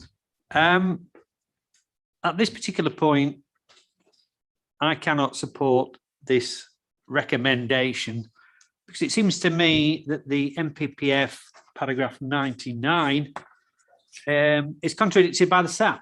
And as far as I understand the pecking order and such things, the MPPF trumps the SAP at this particular point. Because I do note, and Steve's referred it to as para 40, the analysis of para 99, which talks about the loss resulting from the proposed development would be replaced by equivalent or better provision in terms of quantity and quality in a suitable location. So it's an and. You have to do both. You have to provide a new pitch of the same quality. It's not just a question of fiddling around with what you've already got. You've got to provide the same. You've got to provide the same in terms of quantity. Now, the analysis underneath it says that you've got an or. You can either relocate within Leeds or provide local improvements to existing facilities. Now, that's got to be a contradiction. You either do an and, you provide a new pitch that is of the same quantity and quality, or in this particular case, you're knocked out of the MPPF, para 99, by just saying, we'll just improve Wortley Rec, which I think we all accept at this particular point is in poor quality. If you add into that calculation the fact that nobody can give you a clear answer as to whether Fanley and Wortley has less green space than it should be rightly entitled to, and that the 12 acres that it is under supplied by hasn't been contradicted in any shape, way, or form, it's very difficult to understand how you can actually support this application because of that contradiction. I never did get a clear answer into why it was quashed last time. Perhaps it was this discussion and debate at that point. I can't quite remember myself. But ultimately, we're in a situation where, regardless of the fact that it's been allocated in the SAP was based upon a housing target that was totally and utterly unrealistic and has subsequently been reviewed. So you can be a little more lenient in terms of where you put in your housing. And on top of that, don't forget that the sports club is to be paid something in the region of £1.5 million before we even lay a brick at this particular stage, because they own so much of that particular site. Now, as much as I'd love council housing in my ward, and everybody would on this particular council, the fact that you're paying £1.5 million before you're even laying a brick is a puzzle, because I am sure there are other brownfield sites within the council's ownership that you could better spend that £1.5 million on. So don't necessarily be seduced by the fact that it's all about council housing and it's a great thing. There's a price to be paid before we actually get to that particular point. That's something colleagues may wish to reflect upon. Thanks, Chair. Chair, I don't know whether that was a question or a comment, but just going back to paragraph 40. Unfortunately, I don't have page numbers on mine, but if we can go back to paragraph 40, and can we go to where it says paragraph 99 states, and just skipping past A, but we get to B. There's a key word in the middle of that paragraph where it says the loss resulting from the proposed development would be replaced by equivalent, which is Councillor Finnegan's point, or better. And obviously it's the second point that the council is concentrating on in here in terms of the better provision. So I think that point is quite clear. I mean, it's not really appropriate to go back into the SAP again now, I think, at this particular point, because it took an awful long time to get there. So I have absolutely no intention of doing that. And there are better people placed than I to do so. But I just wanted to make that clear. And I think Nicole wants to clarify the quashing point. Thank you, Chair. And sorry, we didn't get to come back to that previously. I just want to get the actual wording of the quashing. As we know, it's not relevant for your considerations today, but just because you've asked the specific question, if you just bear with me, I'll get the actual wording. So the council, the challenge was made on several grounds, but the matter was only agreed to consent to quash on one ground, and that was that the council accepted that it erred in law in the as it misinterpreted paragraph 97 of the NPPF. Now that was the 2019 NPPF. Since then, we've got the 21, and that is now what is paragraph 99. So it's the same paragraph we're talking about, and we accepted that we did that because we misinterpreted the term existing open space as excluding open space which is allocated for development in the development plan. And as you can see from your report today, we acknowledge that the land is allocated in the development plan, but we also acknowledge that notwithstanding that, you still have to assess that open space as per paragraph 99, which is what the report sets out in full. Thank you, Chair. I don't think I can support this application today. I do agree we need affordable homes, and when there's an opportunity to build 100% affordable homes, it's a very difficult decision to make. But this site is actually owned by two organisations, Sports Club and Leeds City Council, who should have been looking after this site. I mean, to come and say today that it's in poor condition, therefore we've got to put housing on it, is not fair to the local community. And like we often discuss in private after meetings like this, we always say, wouldn't it be nice if developers could do a little bit more and do a little bit better? This time we have the opportunity because it's our officers, and I think our officers need to go away and consider whether they can do better. And potentially split the site so they can still have the sports facilities that people in that area have shown and demonstrated they desperately want to keep, as well as putting a few affordable homes on there as well. Thank you, Chair. Councillor Ray. Thank you, Chair. And I'd just like to say it's amazing that colleagues tend to like to forget policy when it doesn't suit their particular interests. So let's be really clear about this. On a personal level, I feel incredibly sorry for the residents of this area. They've wanted to bring this pitch back into use, and they have done at a point after the SAP has happened. And we have a baseline of which we have to work by. So as much as, and the land ownership issue is not relevant to this conversation. And quite frankly, they may win the land ownership issue, and this never happens in the first place. We have to make a decision based on our adopted policies and the legal expertise of our officers and the interpretation of our local development plan, the NPPF, and the other things. And on that basis, this has been through inspection, it has been through challenge, it has been adopted, it has had a more rigorous challenge on the green space than our green spaces statistics, shall we say, rather than strategy says. There is still a chance for this to be challenged by the Secretary of State if they so deem that the council has erred in its interpretation of policy. So in the end, as much as I think we all agree in this room that in the end, we do not want this green space, and I think we can all say in every forum, there's not enough green space in any of our wards, and we would love more. We are here to make difficult decisions on the requirements that this city needs between green space, economic development, housing space, and everything else. And on the basis of our policies, which we have adopted and which some people in this room are now choosing to ignore for convenience, this meets those qualifications. So as much as it pains me, and I do this with incredibly gritted teeth because I feel for the residents, if we are to stand, as so many members in this particular committee do, on policy and on process, as we so often like to do and trump ourselves on, then we're being hypocrites if we don't approve it for provision. That's not to say that the officers need to do a really damn good job when it comes to, and I accept the point that there's potential that this space could be split up and that actually the potential quantum of housing is potentially excessive and that there is a deal to be done in terms of a compromise. But to pretend that this has not been through rigor just because it sounds good on a recording that will go out to the public is not how we do policy in this council. We do it based on procedures and rules that we've put in place in legality. And on that basis, and that basis alone, not because I particularly like the idea of a development here, the policy is what the policy is. And on that basis, I'll be supporting it.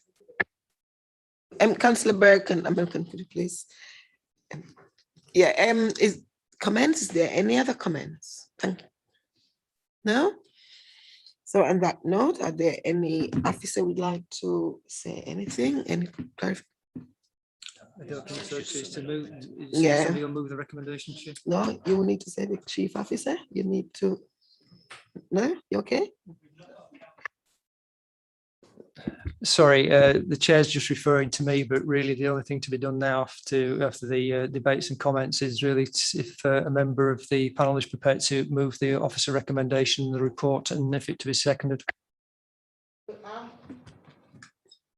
I'm happy to move the officers I'd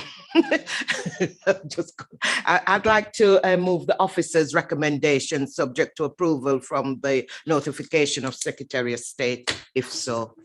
Is anyone to second that? Okay. I'll second it, Chair. Thank you. Where am I now? So, Take a vote, Chair. Let's see what's up. okay, so we'll now go for a vote and the motion that has been passed. Sorry, I would just, sorry about that. We'll now go for a vote. So let's go for all those in favor of the application. 1, 2, 3, 4, 5. 5 for the motion. All those against? 1, 2, 3, 4, 5. So. You're right, Nicole. So, sorry, so that's 5 have voted for and 5 against, so that leaves the chair with the casting votes.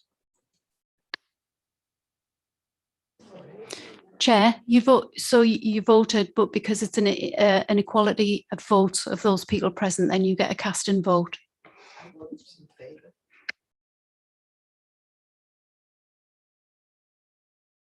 So, Chair, just for absolute clarity on that basis, the officer's recommendation to approve the application subject to referral to the Secretary of State has been moved with the chair exercising the casting vote. Thank you, Chair. Thank you. So that's been carried. So thank you.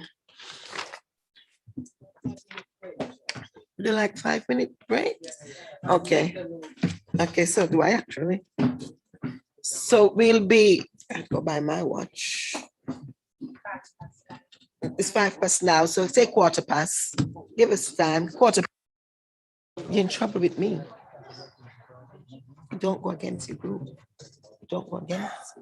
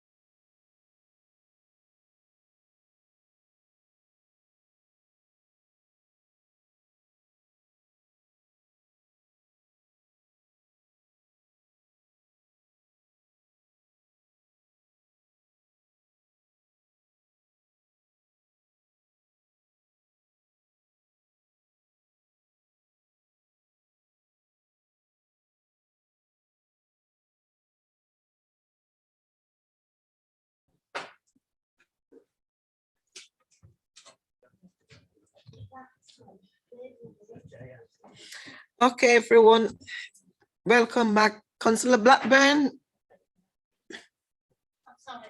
Okay, we'll move straight on to item 8, Land of Ambledon Road, Upper Lord Worthley. Can I invite the officers to present this? Adam? Do your microphone, Chair. Sorry. Thank you, Chair. Yes, this application was previously reported to the 29th of April panel, but it was deferred for a site visit. Unfortunately, at the time, we haven't been able to carry out site visits just because of the COVID situation. So it was deferred until such a time that we could have that site visit, which was obviously this morning. There are some new panel members and indeed a new chair since the last panel meeting. So ordinarily, I would just do an update or a summary, but I think it's only fair that I go through the full presentation, not least just to give the new panel members the full picture, so they've got the full information in front of them to make an informed decision this afternoon. It was initially brought to the planners panel at the request of a ward member for the reasons set out in the report. It's a part allocated and part unallocated employment site within the development plan. However, it is all used for commercial purposes now. In terms of looking at the adjoining land uses, you've got the railway line to the north. Clearly, you can see that on the site plan. You've got employment uses to the east, an area of open space to the south and southwest, and also a primary school to the southwest as well. There is a number of houses that share a boundary along the along the western edge towards the northwestern corner, as you can see from the plan there.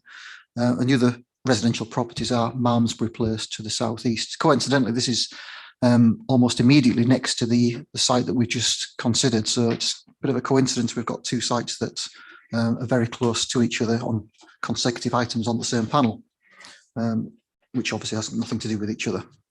There is a difference in levels on the site as well. The housing to the west boundary is elevated somewhat above the application site by some 3 to 4 metres in height.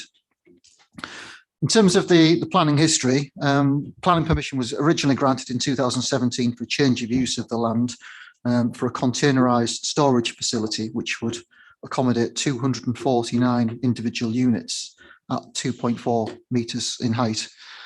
Those are some photographs of the site in question. These kind of storage container units are used for commercial businesses and indeed for homeowners or individual people who want to rent space within storage units. So it might be commercial businesses or shops that might have some excess stock that they can't store in their own retail facilities, or it might be homeowners who are renting or moving house and just want that extra space to store household furniture and goods, etc. And these units can be rented on a weekly basis. There were conditions imposed on the 2017.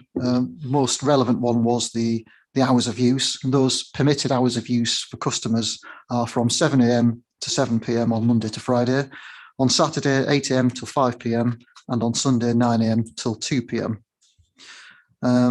However, the applicant over a period of time breached those conditions, and we did get noise nuisance complaints that the site was being used by customers during antisocial hours beyond those permitted hours, which resulted in enforcement investigations taking place.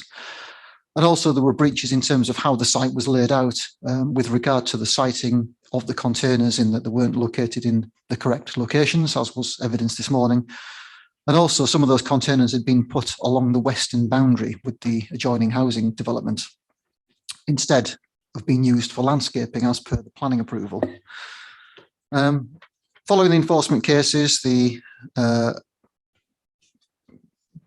issue to do with the hours of use was closed. I think the applicant had behaved themselves and started to adhere to the planning conditions with regard to the hours permitted, and the landscaping one is still ongoing, and part of which this application would seek to resolve. There are also 2 further applications to vary that permission by extending the hours of use. Both of those were refused. In terms of the current proposal, it's a variation of condition 2 of the 2017 permission, which seeks to alter the layout of what was permitted. That's the drawing numbers, which lists all the approved drawings, but also try to regularise all the breaches of planning control that have taken place. So the proposal is to increase the number of units on site. These are the photographs of the site in question. This is the access from Chelsea Close that we observed this morning. And these are pictures of some of the containers that are on site at the moment, which are not in accordance with the 2017 permission, I might add. I'll just take you through a few of the photos. These are the photos from the adjoining green space areas to the west of the site, which is screened somewhat by the existing vegetation. And that's a view from the top cul-de-sac of housing that's orientated onto the site looking down. And that's the flats at the top northwestern corner of the site as well, that share a boundary with the site. And that's part of the view that looks down towards the site at the moment. In terms of the current proposal, it's proposed to increase the number of containers from 249 to 373. So that's an increase of 124 units in total. Part of which this would involve an intensification of the location of the units on site.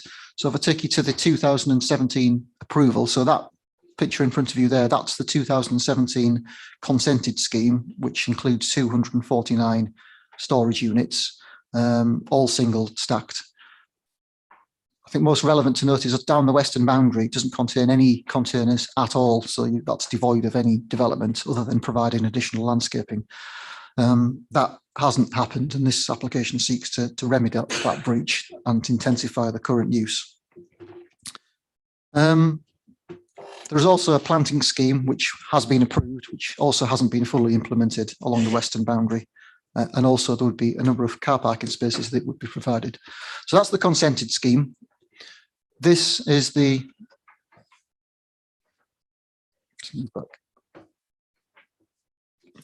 currently proposed layout. The double stacked units, and I'll come on to that in a bit, are the ones down towards the southern bit of the site. So I'll try to put my red pointer on the double stacked units. 31 locations in total, which would be double stacked. And the applicant positioned one of the units on top of the units this morning to make sure. Can you show the pointer again, because it doesn't show up on there. Yeah, if you look at the main screen just behind me, I'll show you where the double stacked units are. There are actually darker in colour on this plan. So there's a bank there, and a bank there. Not the ones on the boundary, but the ones just above it. That's 30, there's two more just in that location there. So it's 31, up to 31 locations in total. There'll be 14 car parking spaces, and access would still remain the same from Chelsea Close, which we observed to access the site this morning. The hours would be exactly the same as the 2017 approval, so there's no increase in hours proposed. Conditions to be imposed, we would require the applicant to make sure that a robust landscaping scheme is implemented, so not the one that's already approved, but a new landscaping scheme, which would include extra heavy standard trees along the western and also the southern boundary as well. And also any tree replacement should those trees be lost or die. But also to include a management plan as well, dealing with how the site would be managed to avoid any antisocial behaviour, which has happened in the past. But I understand, from speaking to ward members, that those issues have died down somewhat. In terms of the issues for members' consideration today, visual appearance is one, the visual appearance of the intensification of the units, which would take place in all areas of the site, particularly on the northern part of the site, where there are gaps currently on place. I think members observed this morning there was large areas of the site which was devoid of any containers, some of which had some cars that were parked there for customers, but also the visual appearance of the double stacked units at the bottom end of the site as well. Interesting how they would be accessed as well, because we asked questions on site this morning as well, and there would be a case of cutting out areas within some of the units to create steps that lead up towards the double stacked units, but also cutting through internally the units to create central corridors so that units could be accessed either side of a central corridor. And some of this would also involve not just putting all 31 units up. I think that would be a maximum, and they would leave spaces in between some of those units to enable customers and staff to access them via a walkway on top of the ground floor units. Other issue is highway safety as well, given the intensification of the site, moving from 249 to 373, and also the impact on the living conditions of neighbours, particularly those along the western boundary. As I said earlier, it was deferred at panel on the 29th for a site visit to take place, and it was helpful for members who visited the site this morning to see the relationship. I think panel members were concerned that they didn't get the full picture looking at the photographs from last time, and I agree, it's no substitute for actually visiting a site yourself to see on site how it transpires and what the relationship is. But also part of the deferral was to seek clarification on a number of issues as well. I think there was comments on the units on the southern side of the site, particularly up on the ground floor, and how they would be accessed. The longer units along the southern boundary would only have one access point on the northern elevation, so there would be no need to enter into this vegetation on the south. So the bottom units on the ground floor are double length. In terms of noise as well, the containers, as I've said, have been removed from the western boundary.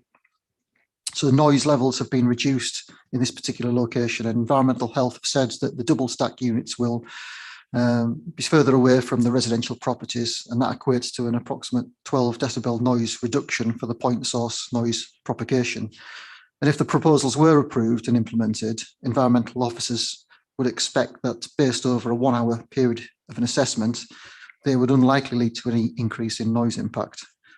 And also a lot of the comments that have been received in terms of noise have been because of how the site has operated in the past, antisocial behaviour, cars driving around the site. I think the managers and the owners of the site, the operators of the site, have got a better grip on that now and are managing the site in a more responsible and professional manner. I think as could be observed this morning, it was very neat and clean and tidy.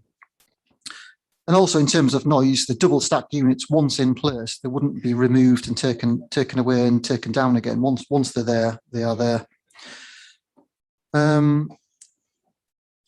are also details of levels and sections as well that members asked for, and I think members could appreciate the difference in levels on the site this morning. And the bottom section through the site shows how the double stacked units would relate to the existing levels on site. So the bottom left-hand corner of that drawing shows double stacked units in relation to the site office and cabin in relation to the single units, and also the housing further up as well.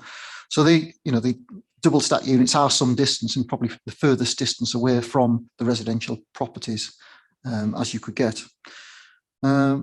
Also, members asked for clarity on car parking spaces. Well, there are 2 staff spaces on site and 12 for customers.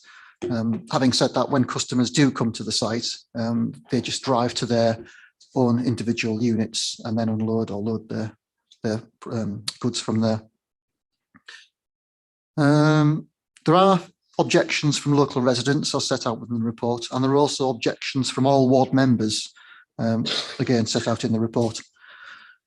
I would also add, since the publication of the report, the ward member has forwarded on 3 representations, the comments of which are they object to the detailed on double stacked units and the use of forklift trucks, increase in noise and disturbance, increased noise from quad bikes, revving engines into the evening, and dogs barking all night, and that planning permission should be revoked.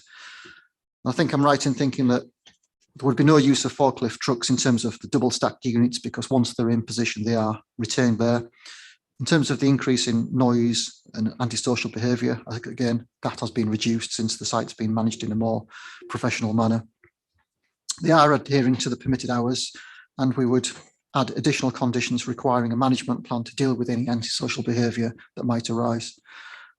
Bearing in mind all those factors and what we've seen on site this morning, the application is recommended for approval with all the conditions. Thank you, Chair. Thank you. We have no speakers on this application. However, we have the applicant and the agent should you wishes to ask any question. So does members have any question for the officer? Councillor Campbell. Just a couple. When we discussed this last time, it was pointed out to us that the applicant was a bit lax in sticking to the conditions that were already imposed on site. So I suppose my first question is, are they now compliant with that? The site also appears to be used for car storage. Is that included within the conditions, and will that cease if they expand? And the third one, and it was probably remiss of us because we didn't actually have a look this morning, is there's a second entrance onto, is it Amberley Road? It's very faint on here, which I'm just wondering how they're going to manage that entrance to prevent its use, or its unauthorised use. Thank you. Yeah, in terms of the first question, compliant with the conditions now, as far as I'm aware, they are compliant with the conditions, particularly relating to the opening hours. What they're not compliant is with the approved plans, in that the approved layout is not being done in accordance with what's been approved and put on site. The location and siting of the units doesn't correspond with the approved plan. And also the landscaping that's set out in the conditions, that hasn't been done as per the 2017 permission. So in approving this particular application, if approved, then there are conditions to ensure that the landscaping is done in accordance with the landscaping plan that we've got, which provides a scheme to show extra heavy standard trees along the southern and western boundaries and additional landscaping. And indeed, I think the applicant has also already started to plant some of the trees along the western boundary along that embankment. So there are current breaches at the moment. I think the applicant acknowledges that, but this application seeks to remedy those breaches and address the issues. In terms of the car storage, that's not something that's set out in the 2017 permission. But it's, it is the parking of vehicles, which isn't a permanent structure or building. Having said that, the permission doesn't allow for external storage of vehicles. So again, that could be considered to be in breach at the moment. Those cars which are stored are actually located towards the centre of the site, in between a large gap of existing containers. The current permission, the current application which is currently proposed, doesn't show any scope within the site for any external storage, including cars. So that's not part of this planning application before us. In terms of the secondary entrance on Amberley Road, there's a condition which requires a scheme of signage to be submitted to ensure that the customers coming to the site use the primary access on Chelsea Close, which in reality is a better access because it's a lot wider and it takes you right into the customer entrance as well. So a scheme of signage which has been approved and which would be implied as this permission would ensure that customers use the permitted access from Chelsea Close only. Councillor Collins. Thank you, Chair. My question was about the cars as well. If you look at Google, there's over 66 cars on site. So can I just have some reassurance from officers that they will bottom this out, that we're not going to get these additional units and 66 cars? It's one or the other, please. Yeah, if you look at the layout, there's actually no scope to fit 66 cars on the site. There are circulation areas around the storage units to ensure that forklifts and customers can access the unit. So I can't see actually anywhere on the site plan. Thank you for bringing that up. I can't see anywhere on the site plan that would allow any areas for any external storage, whether that be vehicles or otherwise, because of the intensification of it, and because all of the areas would accommodate the units themselves, save for the circulation areas for vehicles. Do you think it would be acceptable though if they chose not to put a row of containers in to put cars in instead? Because that's obviously what they did last time, wasn't it? I'm not saying I'm opposed either way. I just would like the residents to have a clear picture of what they're actually going to get on that site. Yeah, I mean, it's clearly not set out on the plan, any external storage. And if members have got any concerns, I think it would be reasonable to impose a condition that no external storage of goods are stored on site. So you've got everything neat and tidy in, the units themselves. So I think if members do have those concerns, it's quite legitimate to impose a condition to that effect. Councillor Simi. Wasn't expecting to be on quite so soon. Thank you. Is there any scope to instruct the applicant to actually use the current layout before we start double stacking? We can clearly see there's lots of approved spaces that aren't being used. So why, I'm just confused as to why he would want to start double stacking when he already hasn't used what he's got. Surely double stacking would be like stage 3. Yes, it would be preferable to incrementally build the site up, but as I understand it, it's a response of the applicant with regard to the demand from customers of the need to have as many units on there as they can. Bearing in mind, we don't want to completely see the site overdeveloped. So this is a response to the applicant's business model, I suppose, and high demand for units at this current moment. And this is the scheme before us that we have to assess. Does the applicant like to clarify this question? Yeah.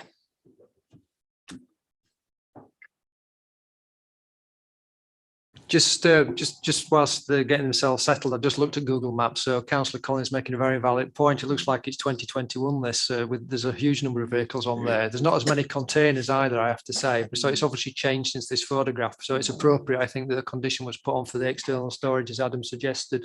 But it was interesting today, on site by way of introduction, how these things were going to be operated in terms of cutting the doors through and access and all the rest of it. It might be worthwhile, as the chair suggested, giving the applicant the opportunity to articulate that, because it was interesting. You heard the question, or would you like it to repeat? No, Chair, I think I heard the question. I'll answer first and then I'll let Mr. Bashir talk about the cutting of the containers. But in relation to the external storage of the cars, there won't be any external storage of any external storage if this is approved. It'll just be the containers and with the access ways around. In terms of the double stacking, again, we're happy to look at just single story as stage 1. There is demand. I mean, I almost put it in, we talked about infrastructure in terms of the previous application about roads and shops. There is such demand for storage, and that's why it's been successful. That's why it's so much more well managed over the last 4 years. It's a well-used facility. People know where it is. People use the main access road. There's you may not have gone into the office area, but there's a sheet up which tells customers exactly what they're allowed to do and what they're not allowed to do, and it's being well run. And so it could be phased such that it's all at ground floor level to start with, and then there could be a condition in relation to phase 2, which will be the upper levels when demand is there, which we know there will be.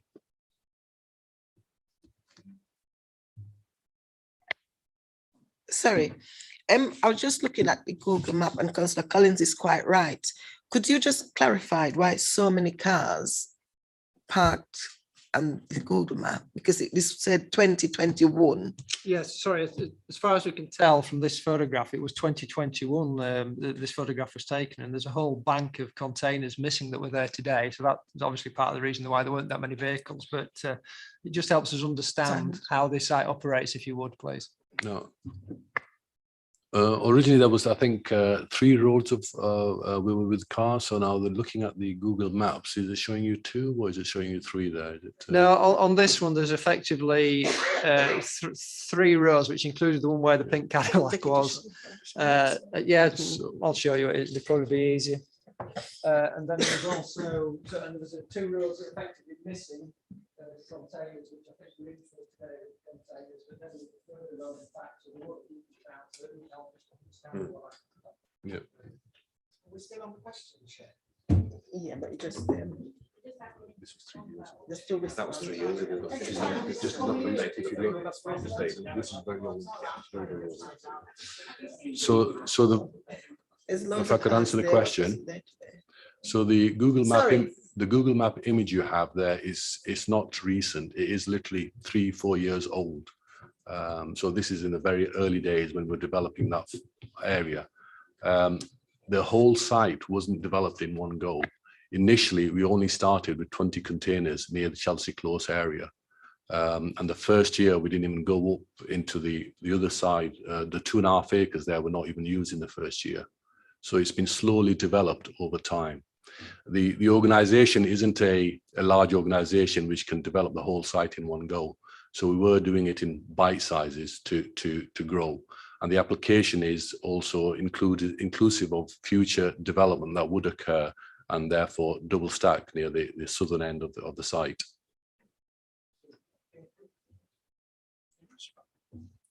Can I just ask, if you haven't implemented the landscaping issues in the previous application, what makes you sure that you're going to do it now? Like I said, the development was in phases, and the first phase, we were only developing the first acre very close to the Chelsea Close road. Subsequently, as we have moved up, there was trees planted along the western boundary. In terms of our own experience, which I'm admitting, we didn't manage those plants very effectively.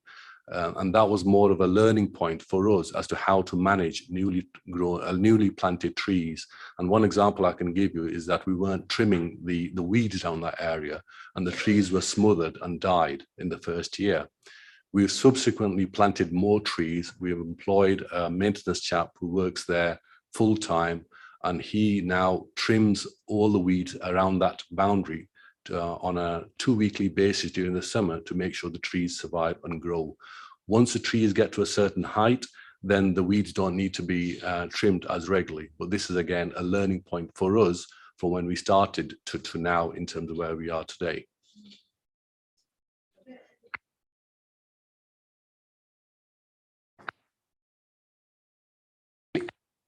Oh, I'm having problems today.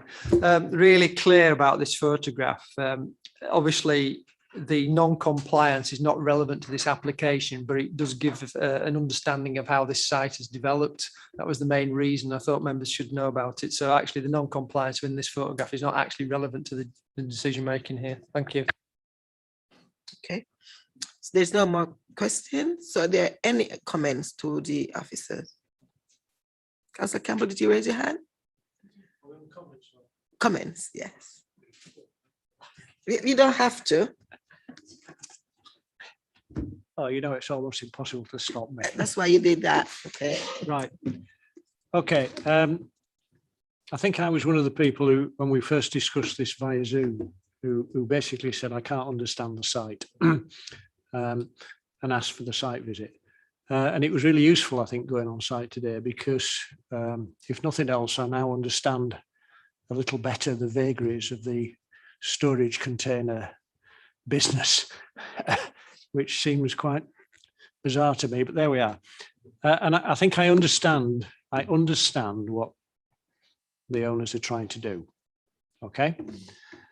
And if I'm honest, when we were on site today, the site looked clean, it looked well cared for, it looked well organized. And so I can only go by what we saw.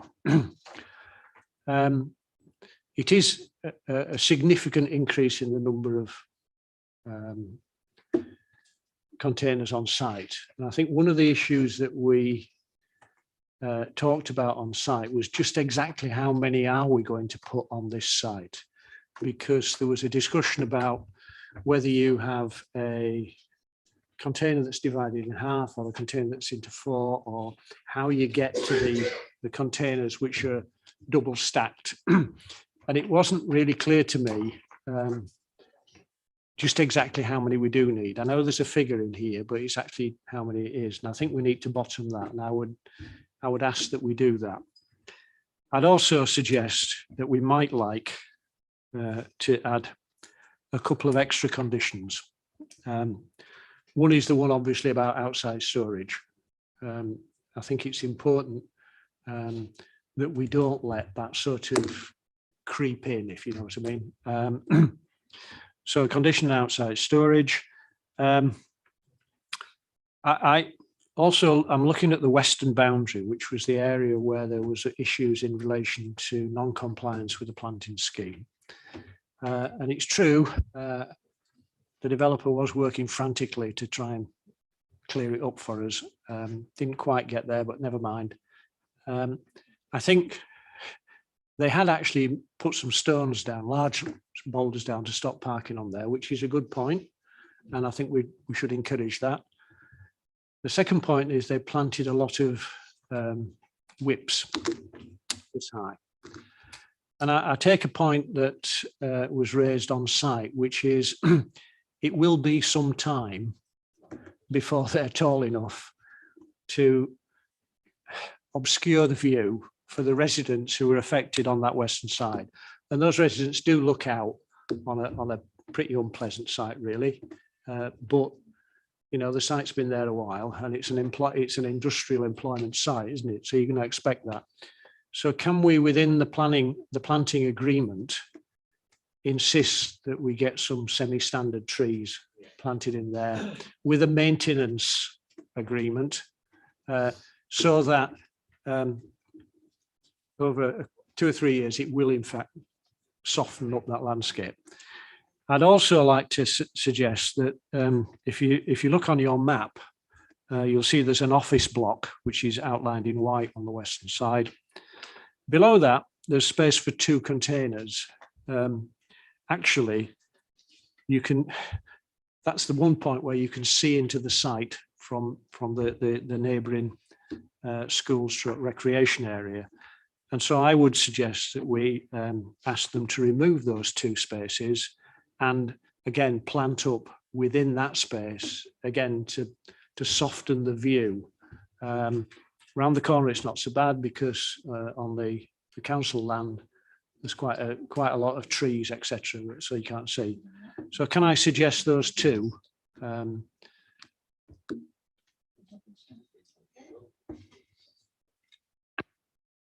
Before we move on, can I ask Adam to address those for the plans panel?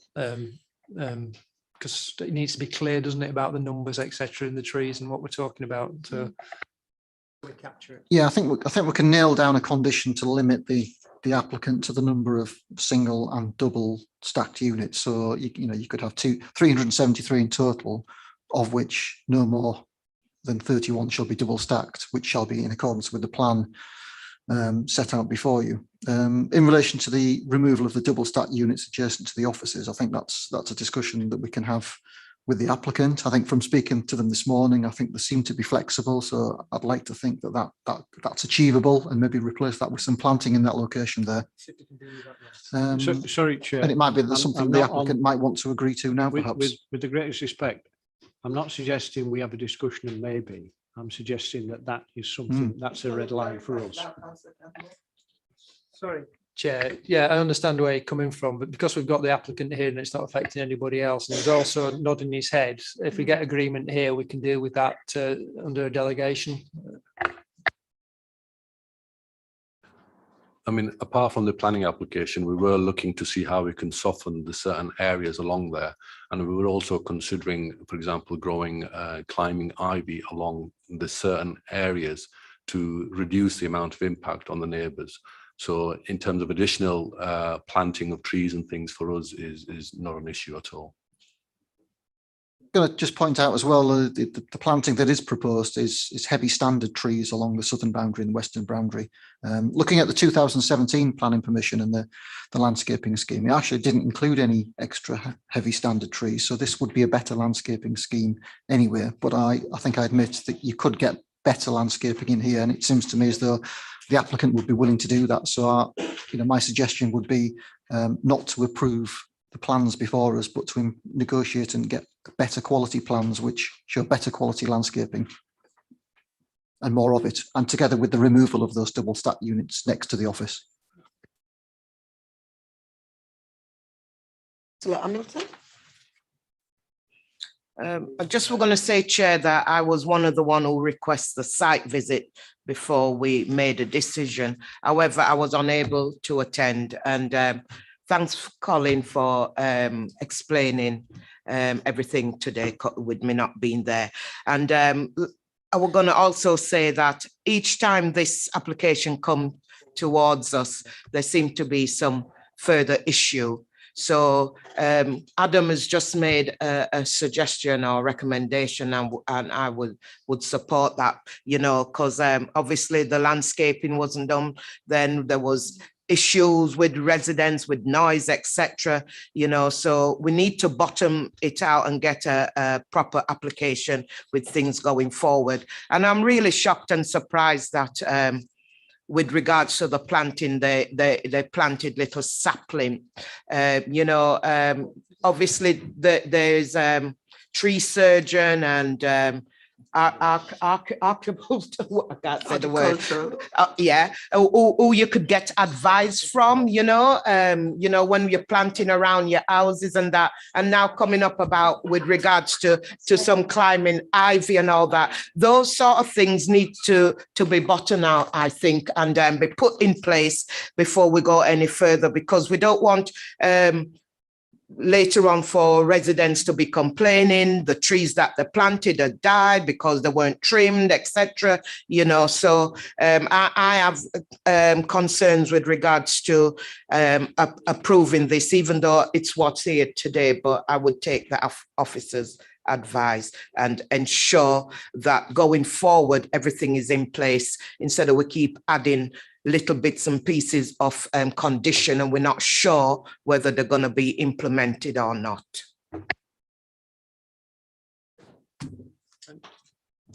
Sorry, Councillor Finnegan. Thanks, Chair. I'm not sure that rewarding people for poor behaviour is a good way of approaching things, to be honest.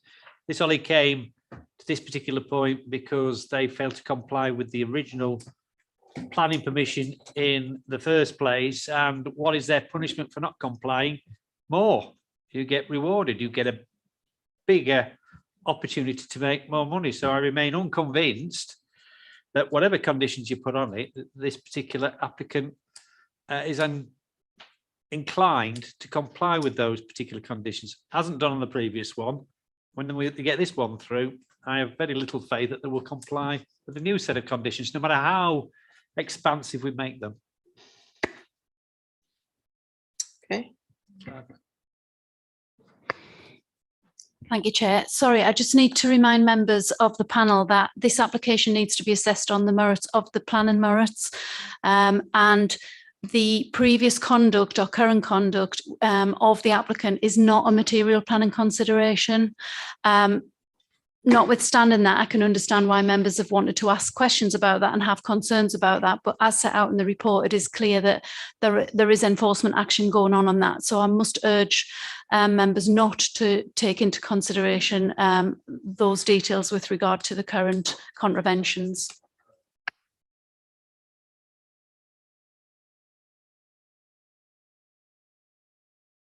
Yeah, it's just about noise and pollution and so on. Do we know how many vehicle movements there are on the site at the moment, and how many are predicted if the application is agreed? Chair, the answer to Councillor Jenkins is very succinct. The answer is no. The one thing we did observe on site today, I think one van came onto the site through the entirety that we were there, which was in excess of 20 minutes. So the way it operates, it seems to be very, very low impact in terms of the number of vehicles that are coming on and off the site. So I don't think it'll make a massive difference in terms of what you would get if you were to do a tricks database run in terms of the movements in and on and off the site. Just following on from that, I just want to add, I know it's not a material consideration as pointed out by Nicole, but the applicant has now complied with the hours of operation and the antisocial behaviour has stopped. So obviously, and the site is significantly in better condition than it has been in the past. So there has been change in that regard. But unless there are other comments and questions, actually what's kind of being suggested now to me is a different motion to what we have in front of us, because it would have to be a defer and delegate. So I just want to put this to members, and obviously you can consider this or do whatever you should want to do in terms of the recommendation. But to my mind, it's actually now grant permission to defer and delegate to the chief officer, subject to the addition of a condition about the maximum of double and single stack storage units, but also the removal of the, Lewis, can you put the site layout up, please, so we're clear on this? What do you think? Or can you do it? Sorry, just bear with me a second.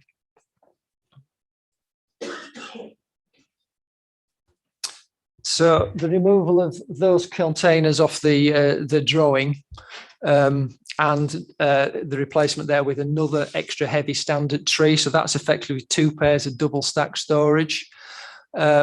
I do it in this way because obviously this application's been around for a long time and was deferred for a significant period because of COVID. So I'm hoping that members don't necessarily want it to be brought back. I mean, if anything's different to what I've suggested to you, of course, we would have to do. But if we can actually add that extra condition and secure the removal of those containers and the addition of an extra heavy standard, plus the references to the additional planting from the applicant in terms of creepers or whatever it was that was referred to. Adam will discuss that further. That then becomes a recommendation which is defer and delegate, subject to, if anybody wants to move that or to consider that. Was also the condition about outside storage? Oh, sorry. Sorry, Councillor Collins, yes. I'm happy to propose that, Chair. Sorry. I'm happy to propose that. Councillor, right, so all those in favour of the proposal? 1, 2, 3, 4, 5, 6, 7, 7, 4. Any abstention? Any against, rather? 1. Abstention? Abstentions.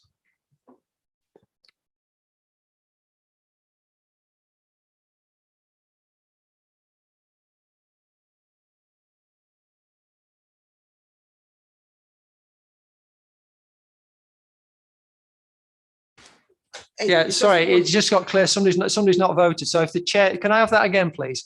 How many are actually for the application? Right, 1, 2, 3, 4, 5, 6, 7, 8, 9 for it, and 1. Thank you, and one against. Thank you. Yeah. So that application now is approved in principle, deferred and delegated to the chief officer for additional conditions regarding no outside storage, the maximum number of double stacked and single units, and alterations to the drawing, which will have to be submitted and discussed with that between the applicant and Adam regarding the removal of four containers at that southern side of the site, and the replacement with an extra heavy standard tree, plus the other additional planting offered by the applicant. Lovely, thank you.